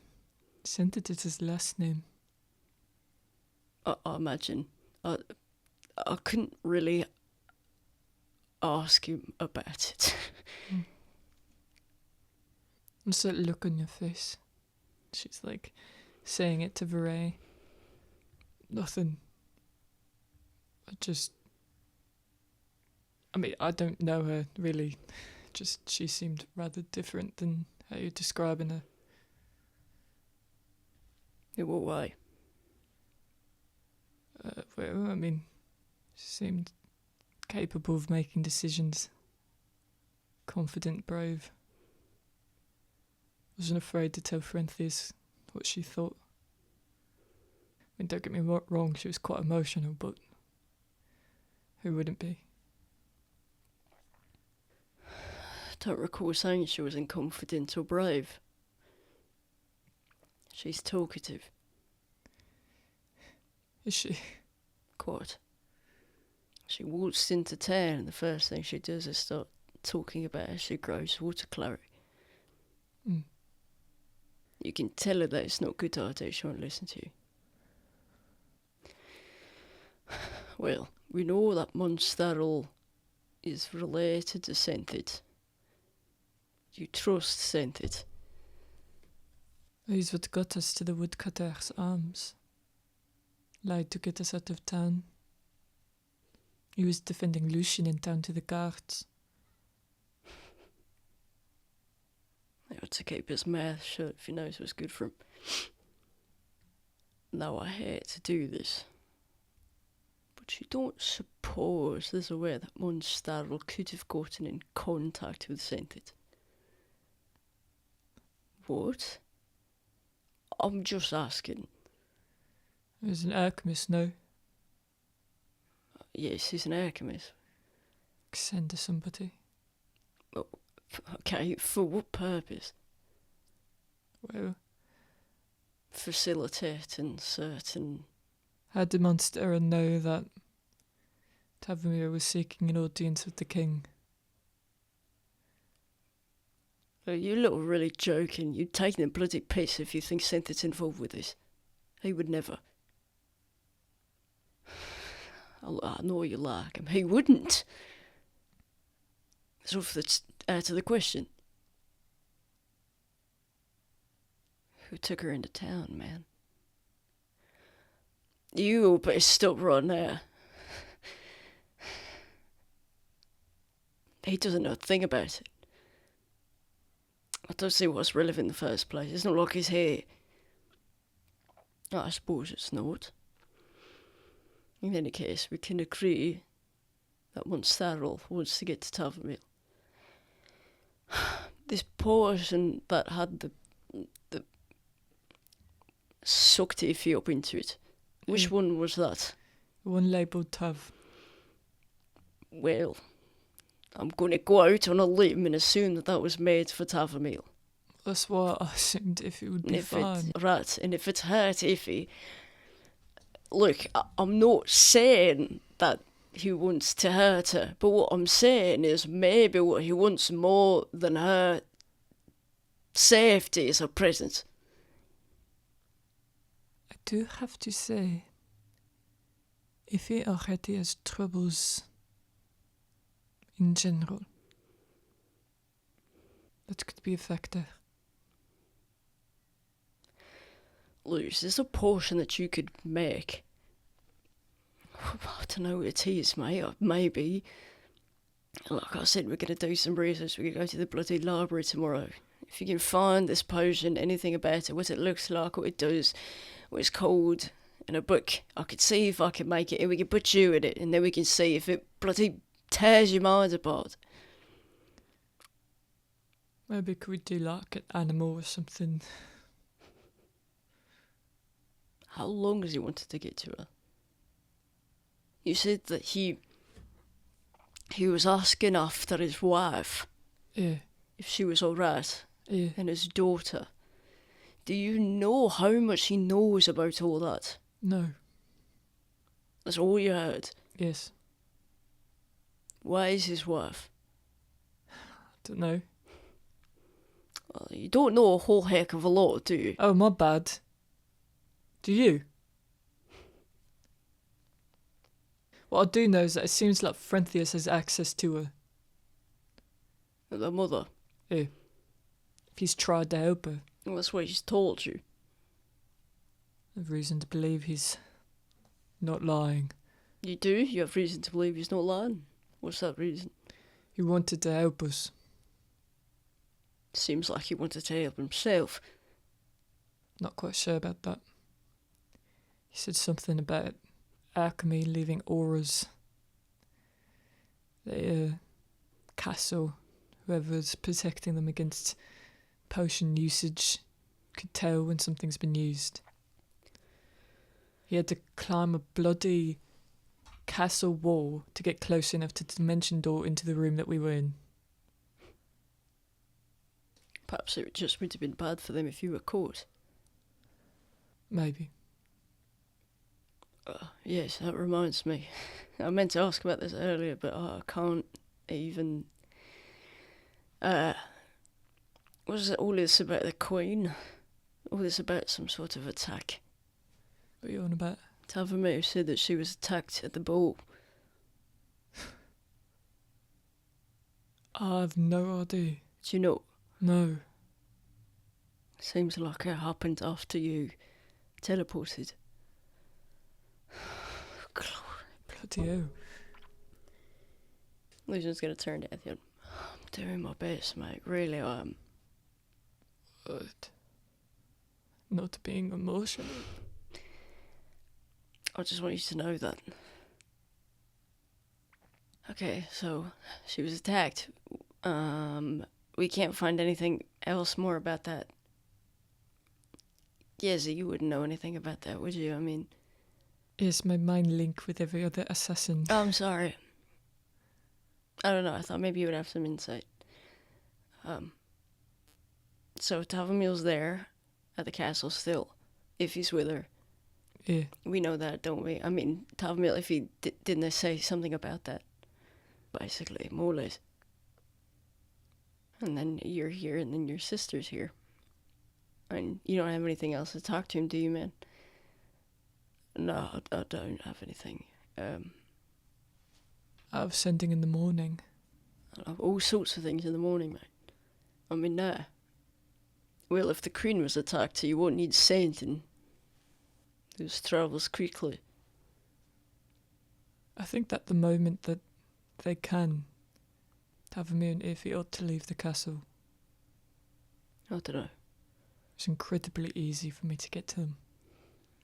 Was it? And if I was any other kind of person, I could have taken Tavamir and handed over to Fareeth. I don't know if...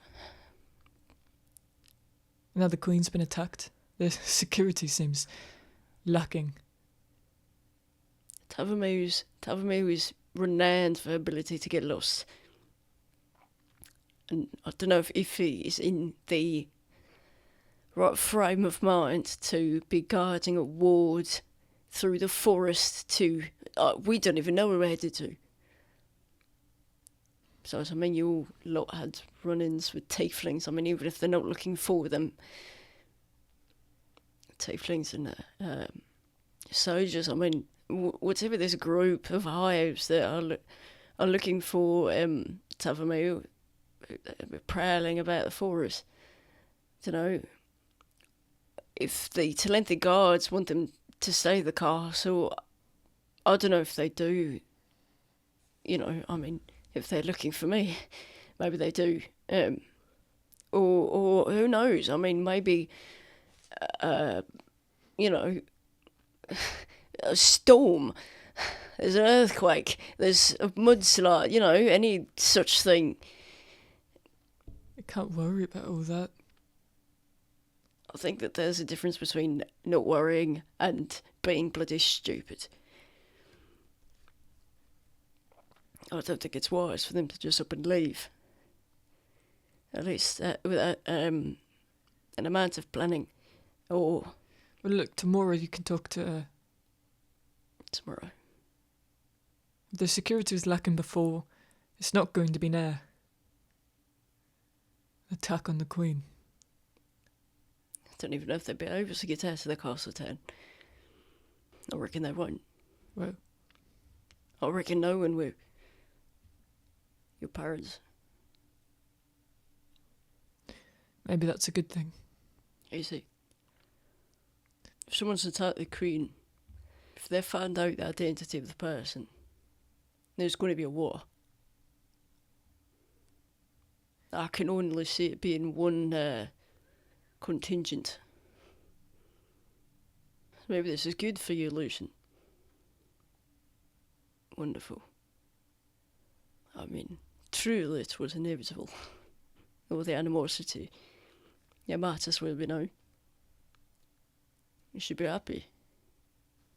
Me? Yeah. You and your sister get out of there scot-free, unless you end up in some sort of POW camp. Alright, man, I think that's in poor taste. I'm known for my taste. if I just started walking back there, would any of you guys stop me? No, I'll come with you, mate. Whoa, okay, what? I don't know. I don't want an assassin. I mean, like, I got like 12 brothers and sisters and a mom there. Okay, you had 12 brothers and sisters living in a town with an assassin's guild. Yeah, but it was different, man. I told you, there was something going on. I still am kind of hazy on that. Maybe you my mom know what the heck she was talking about, but it was always fine. I don't know, man. I grew up there, basically. I mean, I grew up not there, but I grew up a lot there, so it was like normal and fine. This is not that. This is some other thing. Look, I'm down to walk back there all night in the frickin' in the darkness if you want, man. We're not going to do that.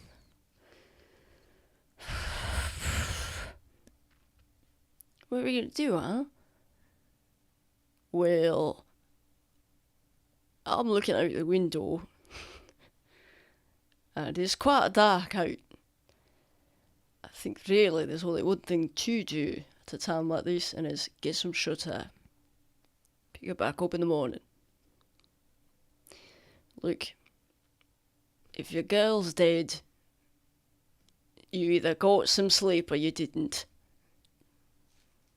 You can't do anything about it, can you? She's not dead. We're clear ahead. Besides, he needs you, doesn't he? Both of them do. Yeah, they do, of course. No, we're not gonna... Also, if you show up there, he'll still just be killed. I mean, fingers, they don't know. I mean, probably people don't know who the fuck you are, so maybe you could go back.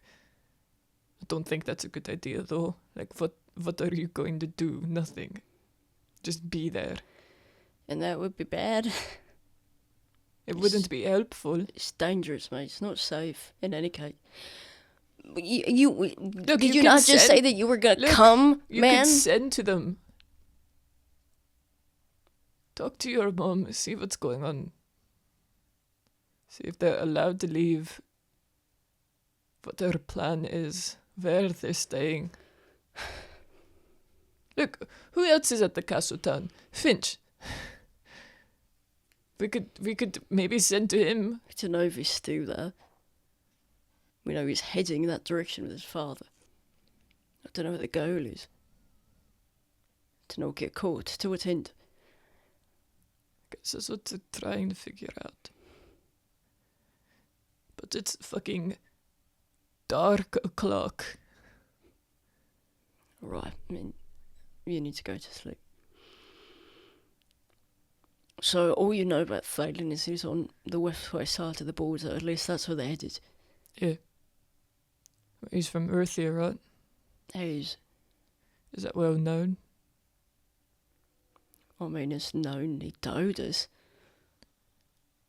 I might have one idea where they're taking him. What, to Earthia?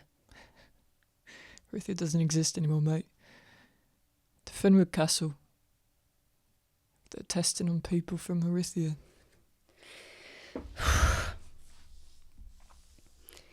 I would just like to say this. It's what I would like to do. I know that you said that those affected by water clarity are not viable. I was able to talk to Fanu, so I don't know how true that is.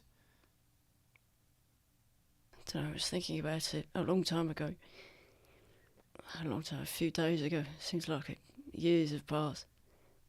Sending to Tavamera's mother. I didn't consider it first because frankly, I was afraid that I would not get a response, or I was afraid of the response I would get. I don't know what purpose it would serve. I would hate to scare her, so I would be worried that she would say your name. I don't think that would be good. The last time I sent to Fanu, he said my name. And I don't know, I mean, the implications of that for me is not so heavy, but... Do you reckon that she is where he is?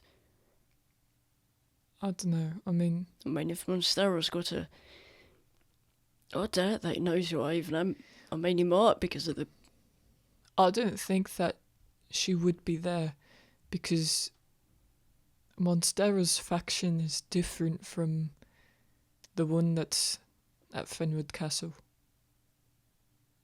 At least they're separate somehow. But Frinthius says he has access to it. Whose side is he on? Doesn't seem like either. So what, she mentions my name and then what? They know you're talking to her. She's put in danger, is what you mean? Yeah. So obviously that wouldn't do. Funny, he mentioned something too, though. It was obvious that there was somebody in the room with him when I last sent to him. And it seemed like he just woke up or something. And a person asked him a question. And he said that he saw the woman again. I don't know if... Well, they're getting them sick. They're using them to spy on individuals. I don't see how they would go about that. Do you mean? I don't see how the two could be related. What two? What's Clary and that? And the spying on someone? I don't know. Who do you reckon it was? I have no idea. But I do have to say that he saw the woman again, and then quite soon after, the Queen gets attacked. I suppose there's a chance. Well, at least it was the woman, I mean, clearly someone he was unfamiliar with. I would imagine, unless he was hiding it. Hiding that he knew who it was. I don't see why he would. Perhaps you could ask him.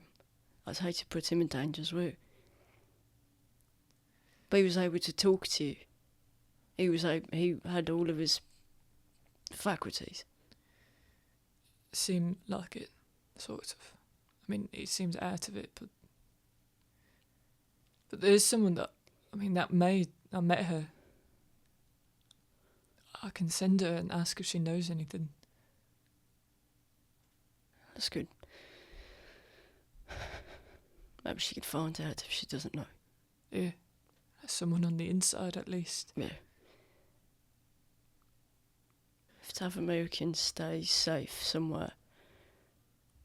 At the castle, somewhere. I don't think it's at the castle, mate.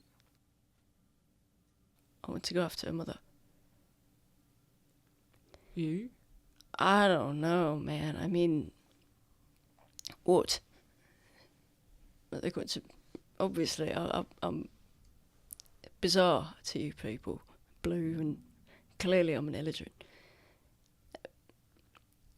But I don't know what else I've got to lose. I mean, I'm wanted here. It's not like I'm safe here. So, besides, there's no way that... Mate, how would you go about doing that? Oh, I don't know.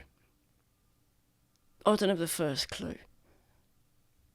I don't know anything about Westway territory. I don't know anything about what I should be on the lookout out for. How to disguise myself. I can't talk like you people. Give my bloody self away every time I open my mouth. But look, what I'm not going to do, and you can say whatever you like, or try to get me to do whatever you want, is sit here. Well, there's a chance. I thought I might send to it to confirm there was a chance. But if there's potential for danger, I don't see the point in it. This can be something that we talk about again, but there's not going to be something that we do in a fucking stupid way. Like your initial plan of just going into the castle town. Alright, Ethiel. Don't yell at me. I'm not suggesting that we march across the border now, although we're strategically located quite close to it. Just thinking about next steps.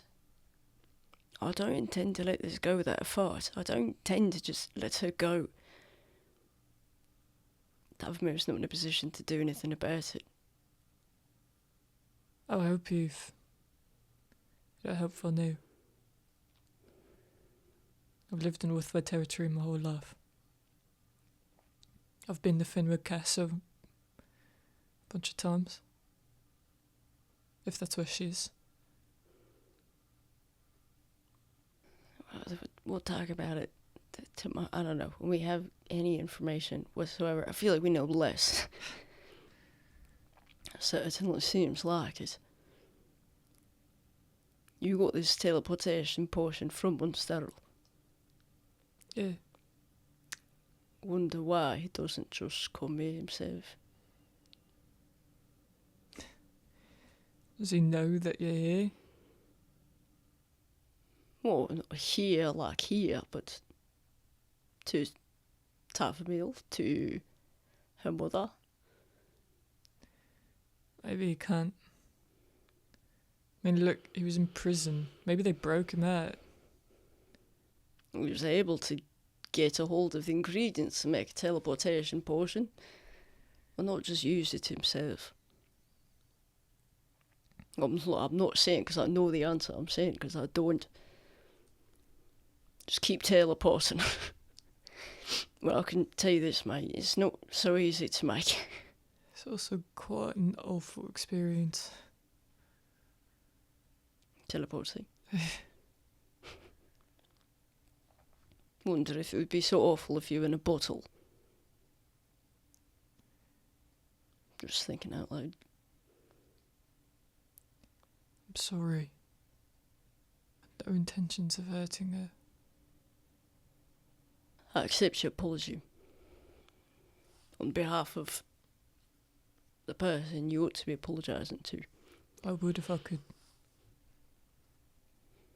Sorry for their warm welcome. Fair. You'd be pissing off a whole load of lads if we were so friendly to you. You've got to understand. Radley, we got to haze him or something like that. That's basically what we did. Look, I'm not used to warm welcomes, so... Why don't your parents like you? Oh, hey, yesy, ha-cha-cha. I don't know how great of a question that Why always not? is. Yeah, man, why don't your parents like you? Freaking tell us, do tell. Because I'm not like them. I don't know. Just happens that way, you know. So as good as good a reason as any. Well, no, I'm not satisfied. It doesn't just happen. Do you and Yusufi, you're close? Yeah. What's so different about her? Do they like, what you said, Pranik? Yeah. What's so different about him? Or is it just you? Bloody hell, I mean... I didn't want to use the influence, I didn't want to use the money, I didn't want to be associated with it. Why? 'Cause I think it's ridiculous. I don't think it's fair to everyone else in the world. Why should we matter more just because we have money? That shouldn't be how the world works. And I don't want to support it. I wasn't what they wanted me to be. So, what is this reputation that you were talking about? You said you don't have the best reputation, so it'd be easy to convince your parents that you turned Your your own sister. sister to stone.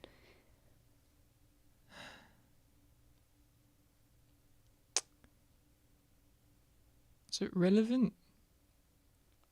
Oh, he's keeping secrets now. Not keeping a secret. Just has nothing to do with this. Why don't you just in case go ahead tell us?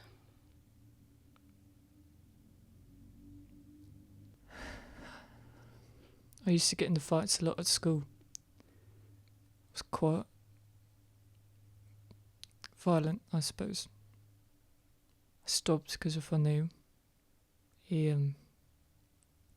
went to the same school, we went to a boarding school. He had quite a lot of trouble with people knowing he was from Vahrae. He would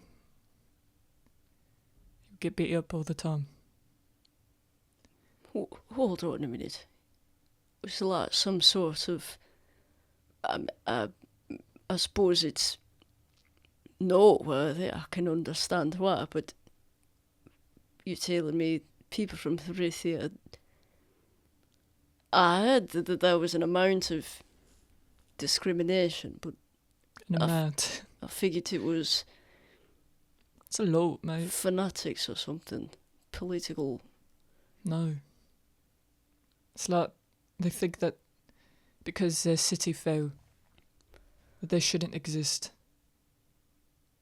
That they're like a stain on Withway. I don't know. They're just people. But nobody sees it that way. Everybody thinks that they should bloody die. That they deserved to have their families murdered.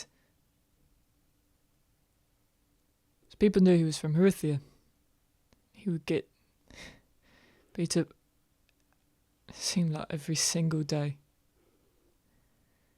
Nobody cared to do anything about it. I would try to take matters into my own hands and made it worse for him. He's, like I said, he's everything to me, so tried to play it straight for a while. Stop the fighting, stop drugs, stop alcohol, stop parties. Just be what he wanted me to be. How old is you, mate? 19. Boarding school. Alcohol, drugs, parties. It's like a different word. Yeah. Well, Fenra's 2 years older than me. She graduated before me. And, I didn't live with my parents. I mean, I lived at the boarding school and then I stopped living there and moved in with Vahrae. I got like an apartment. I was keeping to myself, going to school. He would even have me show him my report cards. Make sure I was showing up.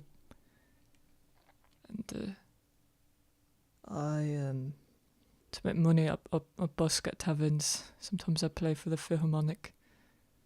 And Sorry. what? It's not important, really. It's not. I was What do leaving. you play? Sorry. I told you, mate. Oh, the violin. That's right. Yeah. I forgot about that whole conversation we had on the way here. It's a violin. He plays violin, everybody.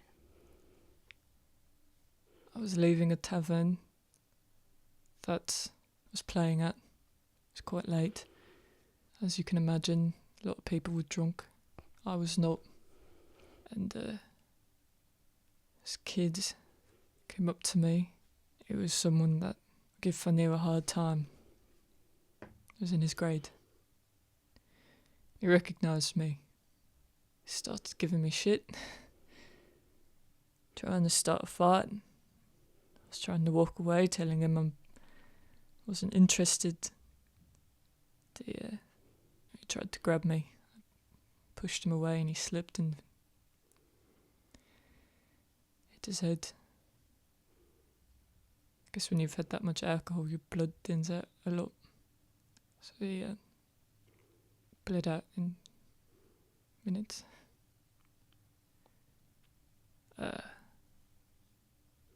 Tried to get people to help. They called for medics, police.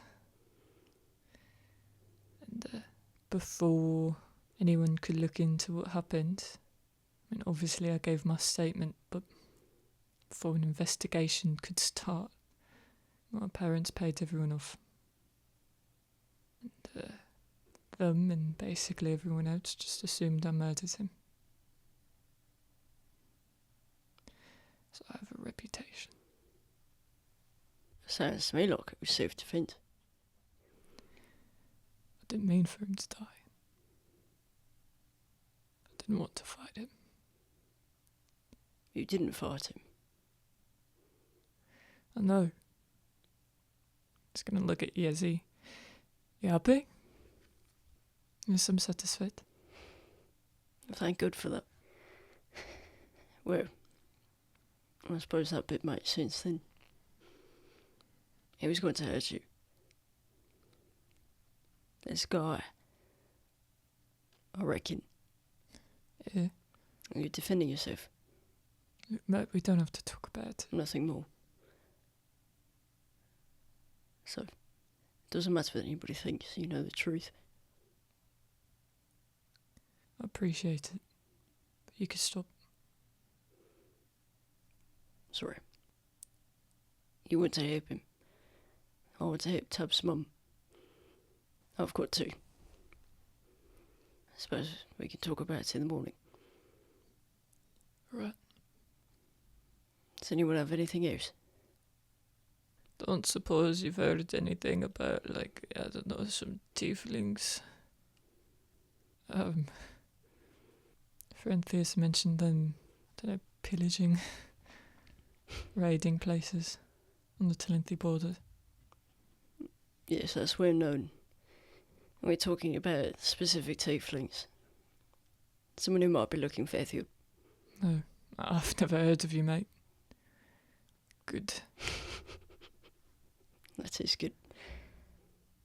In fact, I've never met a tiefling in my life. It's not true. Up until now. Why don't you play us a little song to lull us all to sleep? Yes, why? What is the purpose of this? It's fun. It's like massages, yes, these rock hard shoulders. Yeah, it's really late. So we should probably go to bed. And we'll get something to eat.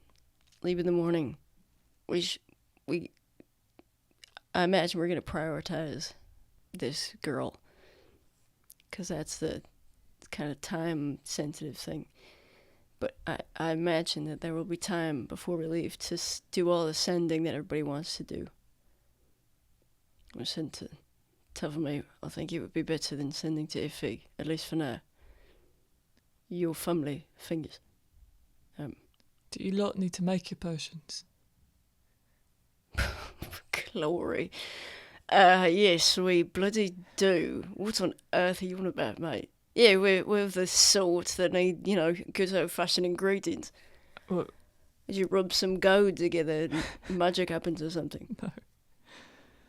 I have bottles that refill. Glory, you do know it. I do.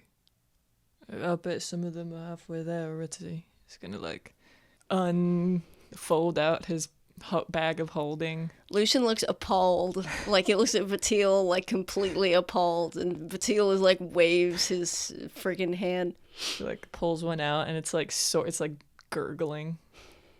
Well, I reckon anything that we can't get here, we could get at some apothecary. Ethiopia, you said there was one in town, too. Mm-hmm. Yes, what the fuck is all this alchemy shit? Don't need to we worry need to about do it. away with it. Be old-fashioned people again. No weird bullshit. That could be useful sometimes, mate. Yeah. Yeah, that's what you'll... Yeah. Look, do you want to see a nice one? I've got one that can make you some flowers, mate. Oh, really? Some fucking flowers? How wonderful. Yeah. Bring it out. Let me see it. Sparsy, bruv. I haven't slept for, fucking... Ethiopia, What? relax, mate. Here. He's gonna, hand him Druidcraft. Just pull some out. Oh, pull one out for the homies. Yeah. Ethiopia, give me that.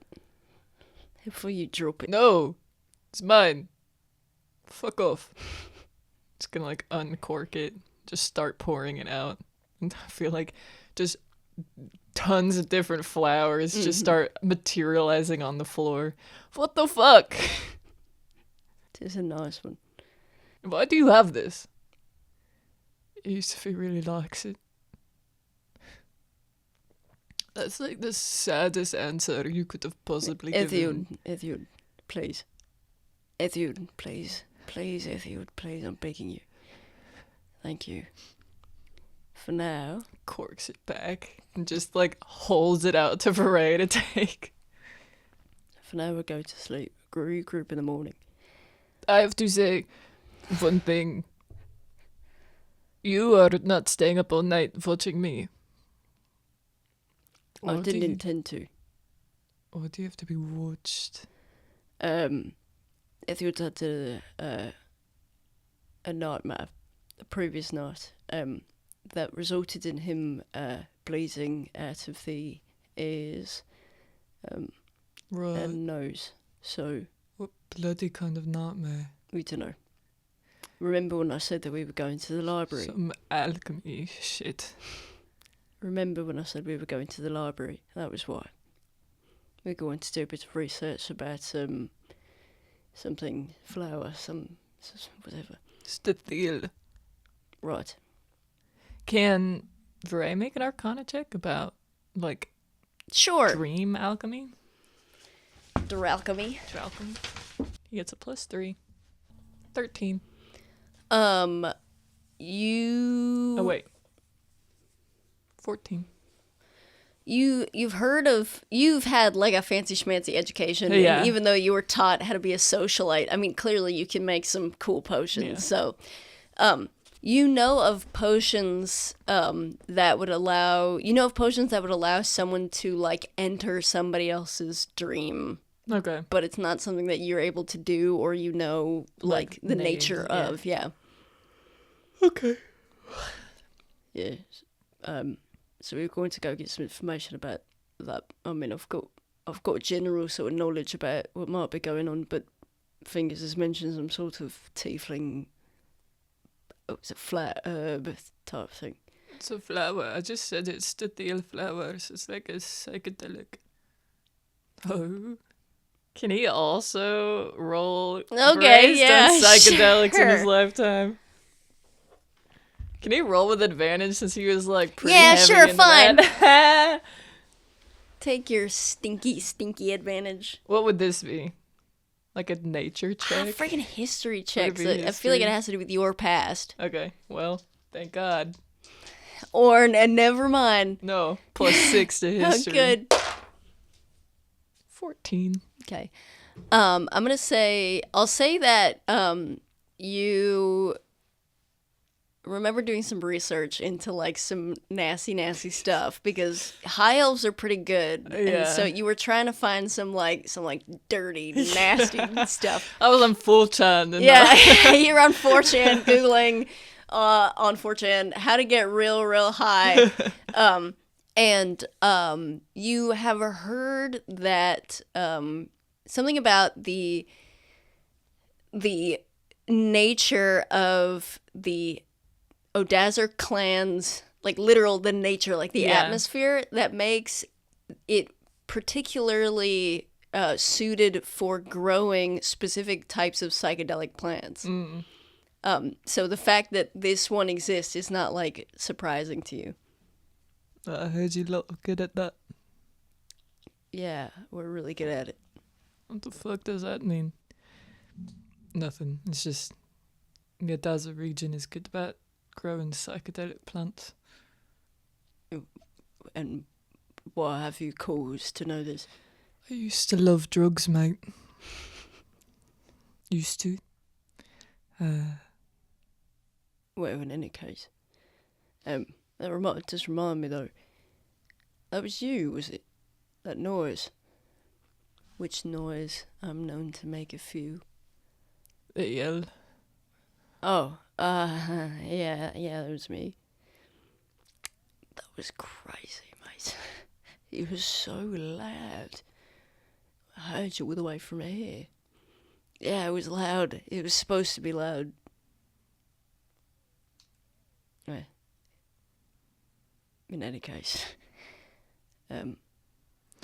Oh, but as I was saying, if I need to be watched, then people need to take shifts. We do shifts.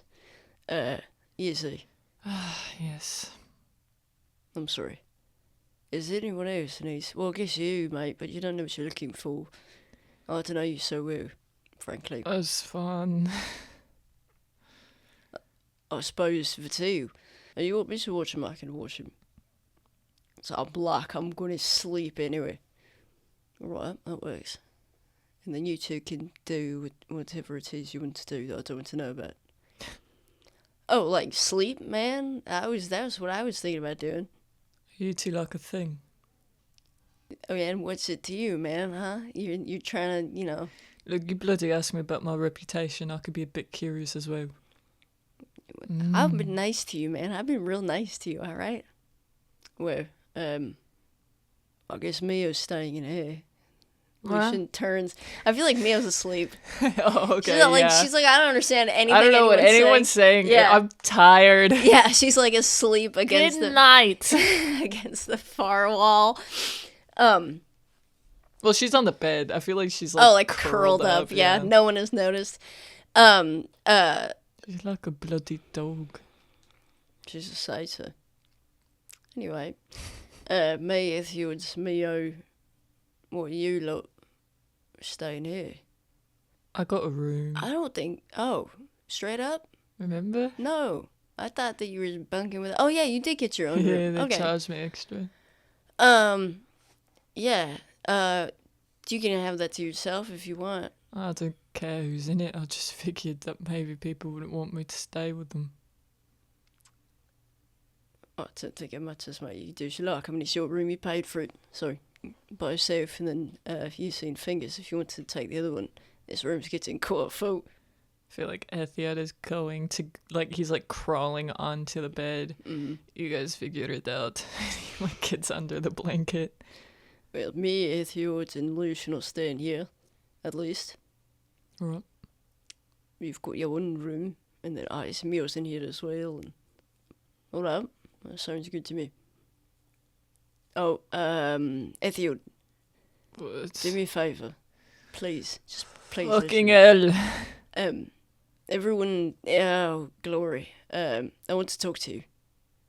Me? No. Who, me? Yeah, just us two. What, you want me to leave the room? No, I want you to stay awake. Just for a bit longer. 10 minutes.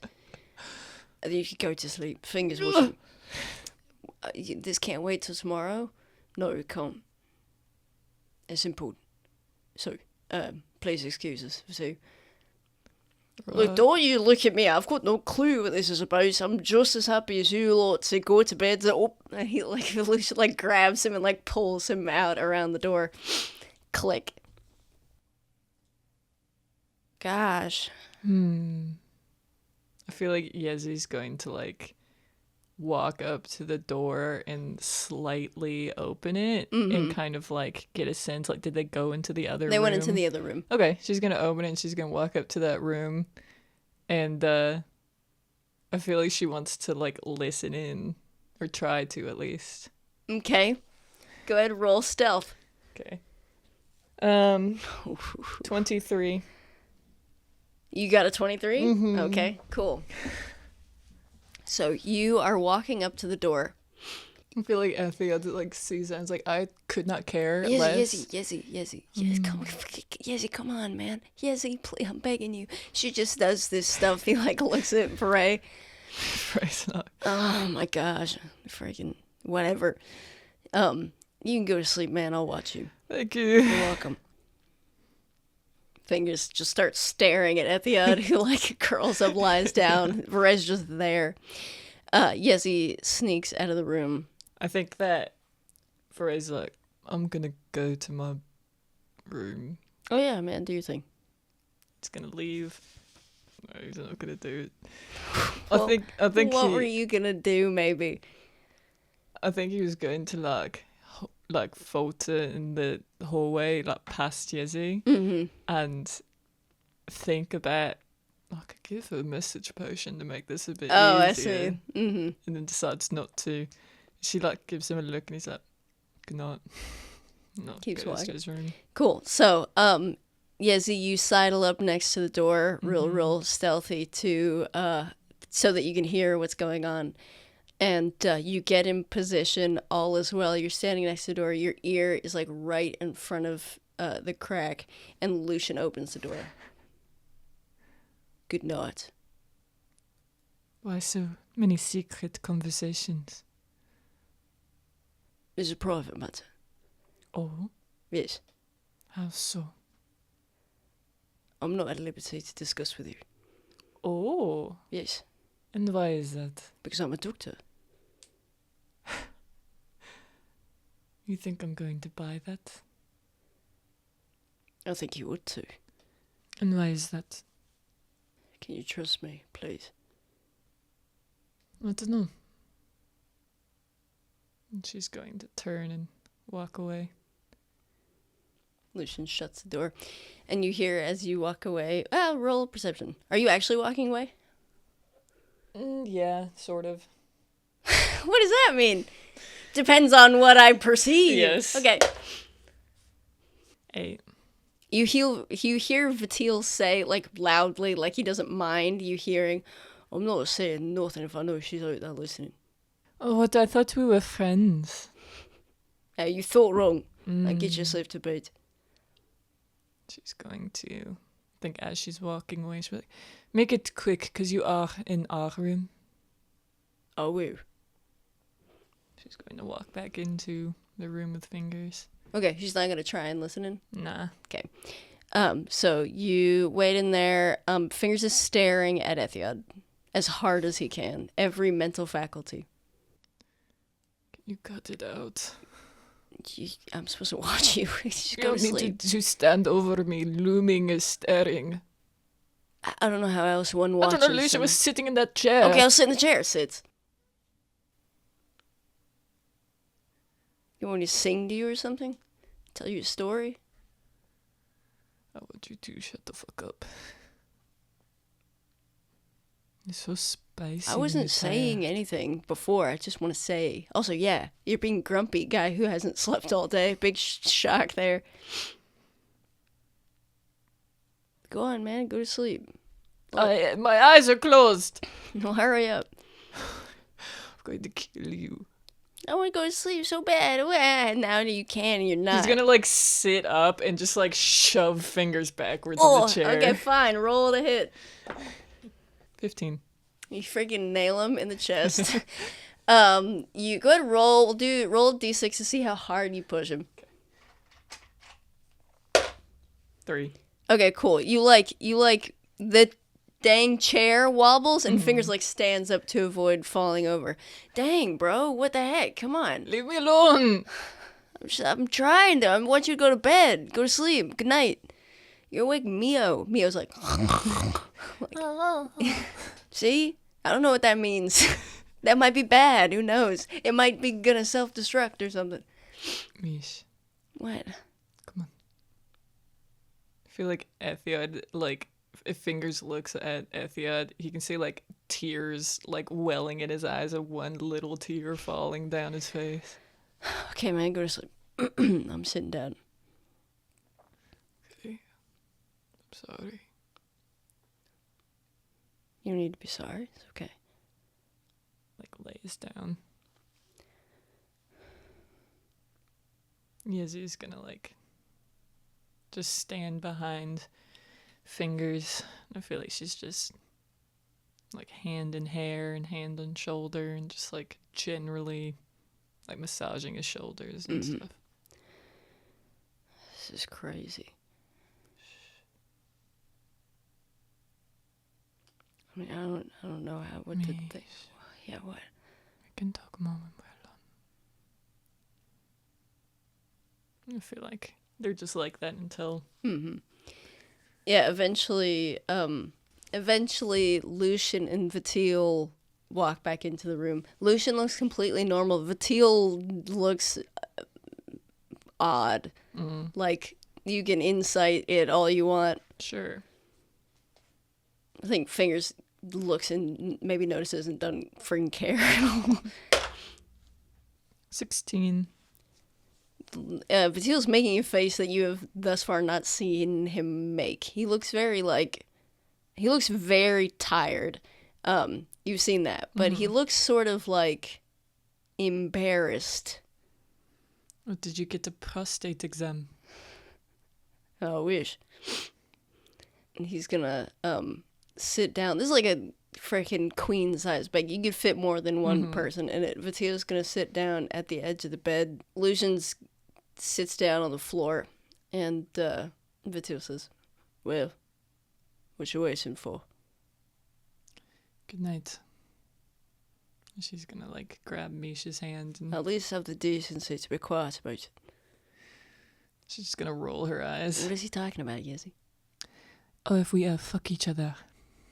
Oh yeah, we're gonna, yeah, man. Yeah, we're You're gonna gonna have hear hot, it. amazing sex. Super great sex.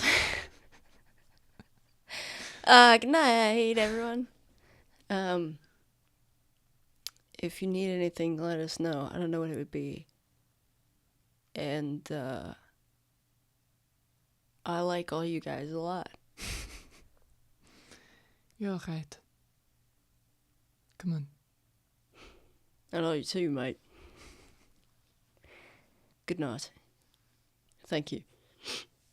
Yes, he's going to close the door. So you guys go off to your zone. Mm-hmm. Lucian is going to say things to Vatil that no one is privy of, and Vatil is going to say things to Lucian that no one is privy of. And Vahrae is alone. What is Vahrae doing? Is he just going to bed? It's like laying on the bed, fully clothed, staring at the ceiling. I'll probably do that for a good chunk of time. And Fingers and Yezi go to bed. Mm-hmm. They go into the room, sit on the bed. As he's gonna like rest her head on his shoulder. It's kind of funny, isn't it? Hmm. So we didn't ask for this, and it's just ended up this way, I guess. You know. Nobody asks for anything, you know. They didn't ask to be alive, and Oh, no, I'm talking about us being in this room together.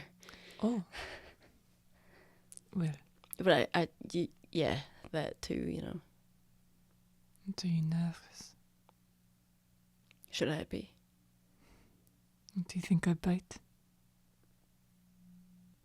All I want to do is go to sleep. Do you think I want to do anything else? I don't know. I don't know anything about women. Frankly. Women. I would never want to do anything you don't want to do. Besides, I think it's ridiculous, you know. Sex is, if that's what you're referring to. Oh, golly, I don't know. Maybe. People tend to find comfort in it. Why? I never understood that. You know, like a hard time is happening, something, they receive bad news, they, whatever. I can understand that bringing people together, but that never made sense to me why it would then incite people to fuck. Well, I gotta say, yes, it's never been my go-to. Me either. If we ever were to, I'd want it to be under much more relaxed terms. Well, cool. Why do you seem so scared? I was scared of what? What am I not scared of? What am I not... What is there here that is not for me to be scared of? I think that she's going to hop off the edge of the bed to stand in front of him. And she's just going to, like, put her head in the crook of his neck and hug him and say, "Me? You don't have to be scared of me." You're the thing I have to be scared of the most out of all the things. Why? I guess I shouldn't feel that way, but I do. I mean, you know, Why do you have to be scared of me? Because you're scary. I'm scary. Yeah, I told you what you could do to me, you know. Just gonna like pull away, brush his hair behind his ears.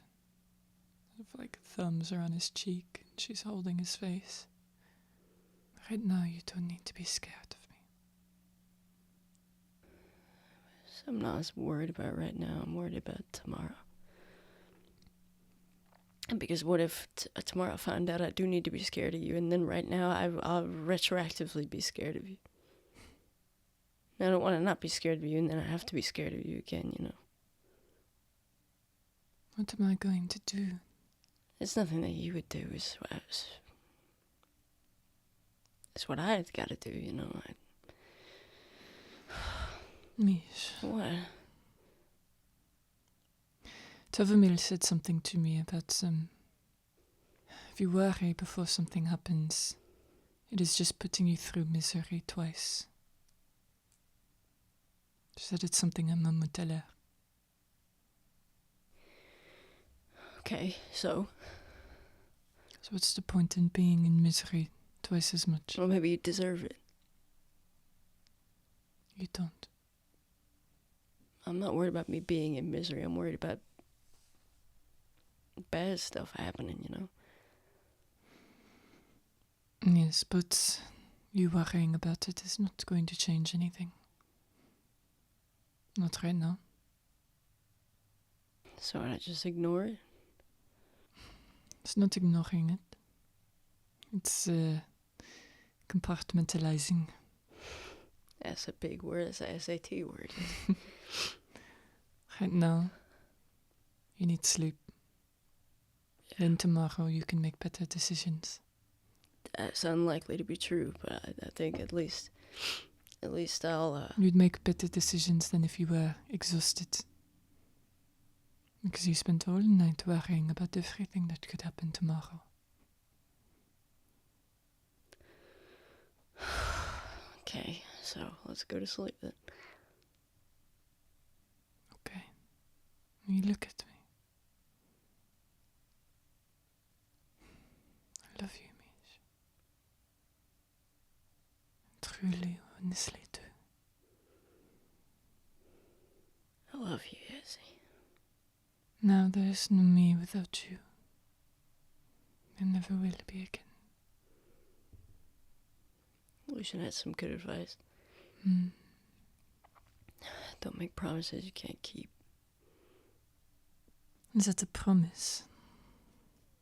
I don't know what else it could be. Fact. The world will forever know you. Through me, you have become a part of me. I don't know what you mean. That's okay. Lay down. He lays down. She's gonna, get into the other side of the bed and put one hand on the side of his face and lean down and kiss his cheek. He shuts his eyes. Good night, my love. Good night, baby. And they go to sleep. And that's where we're going to end this episode in that too. One little conversation. I know, good lord. One little quick conversation. Quick conversation for 4 hours of our 4 session. hours. Heck yeah. Woo. It's so funny because then that means that conversation would actually take that long. It would, yeah. It's because we had it in real time. Yeah, it is freaking. It's like freaking 2 a.m. or something. Poor 3 Elliot. a.m. Yeah, no. It's like, look, a 3-hour long conversation you want me to stay fucking awake for? Okay, and not be spicy for Yeah. the whole thing. Well, goodbye.